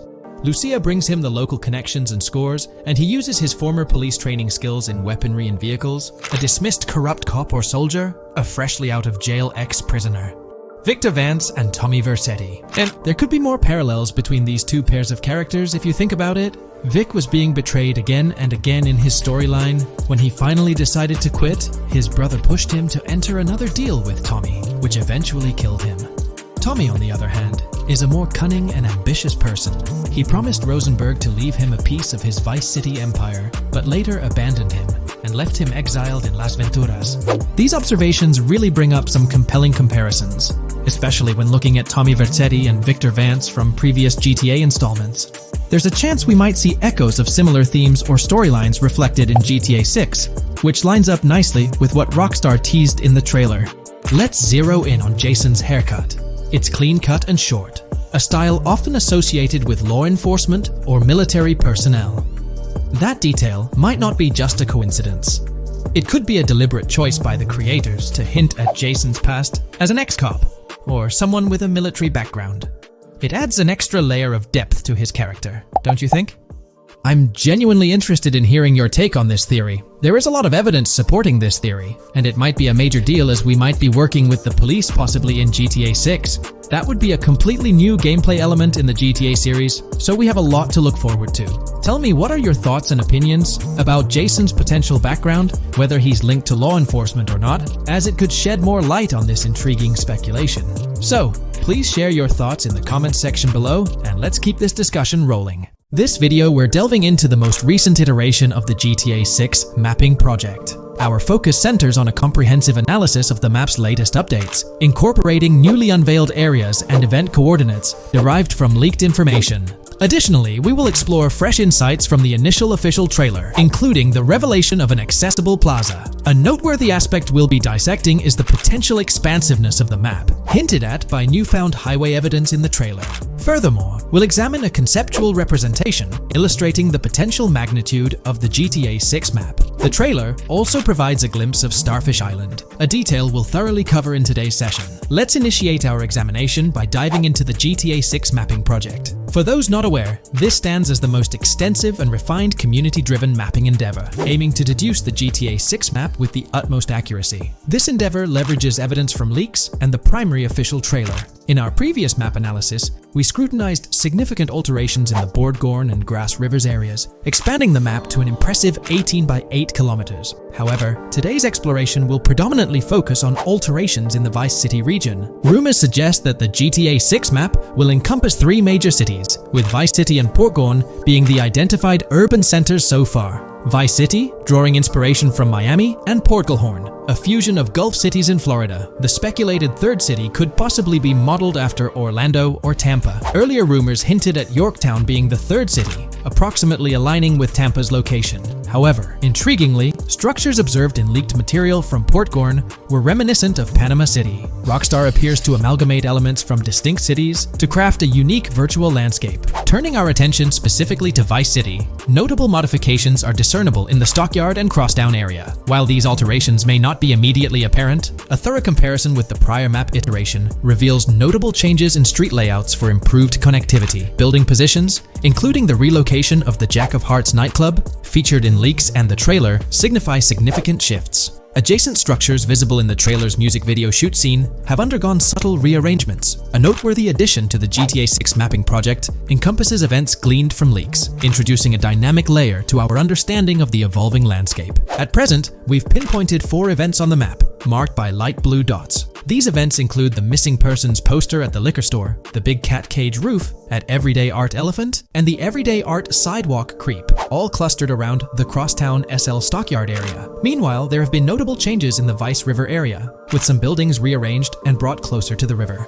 The overall shape of this area has also been altered, and a new marina building near the airport has been introduced, based on recent evidence. Another significant alteration concerns the incorporation of Ica and Belleville into Vice City. While their status remains speculative, with their names displayed in red, Ica is purportedly inspired by Allapattah, a neighborhood in Miami-Dade, while Belleville draws parallels with Brownsville. Formerly perceived as small towns on the outskirts of Vice City, they're now considered part of the Vicedale neighborhoods, following fresh evidence. This reclassification potentially places scenes like the police officer pursuing the overweight individual in the Belleville neighborhood. Furthermore, a notable discovery linked to Tommy Vercetti's mansion has surfaced. Star Island's inclusion in the game has been confirmed, evidenced by its appearance behind the Rockstar Games title, and in a scene featuring a bikini-clad woman. This revelation solidifies its status as a game location, with strong ties to the original Starfish Island from GTA Vice City, where Vercetti's estate was situated. The prospect of encountering the mansion in-game, whether as an accessible structure or an abandoned relic, remains uncertain but tantalizing.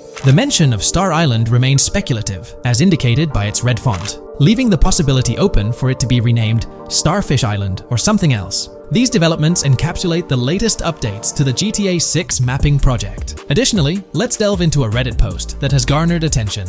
I'm still very intrigued by the prospect. This is a full accessible plaza. The full access plaza featured in the trailer has piqued my curiosity. This snapshot is captured during a scene where Jason and Lucia evade the police momentarily. Positioned on the right side of the frame is a sign, presumably denoting a mall within the game. Notably, several brand names, including Kowalski, Callis, Scala, and Alpha, are visible on this sign. Furthermore, a portion of the mall's name briefly appears, starting with Ever. Could it be Evergreen Plaza or another variation? The answer remains elusive, and we'll have to await further developments to unravel this mystery. I can pretty much bet on it that this shit will indeed be fully accessible. Most of the signs on that structure look to be clothing and accessory shops, which would easily mean it's accessible to us. I'm really hoping the mall makes a return in this one and will serve kind of as a player hub when online drops. Oh, that would be good. Maybe a spot where you can't attack. Could meet people to join up for races, heists, etc. That would be pretty neat. Now let's shift our focus to some additional findings that might provide evidence for the existence of the third major city in GTA 6. Furthermore, we'll explore why the actual map size of GTA 6 could potentially surpass the estimations derived from the mapping project.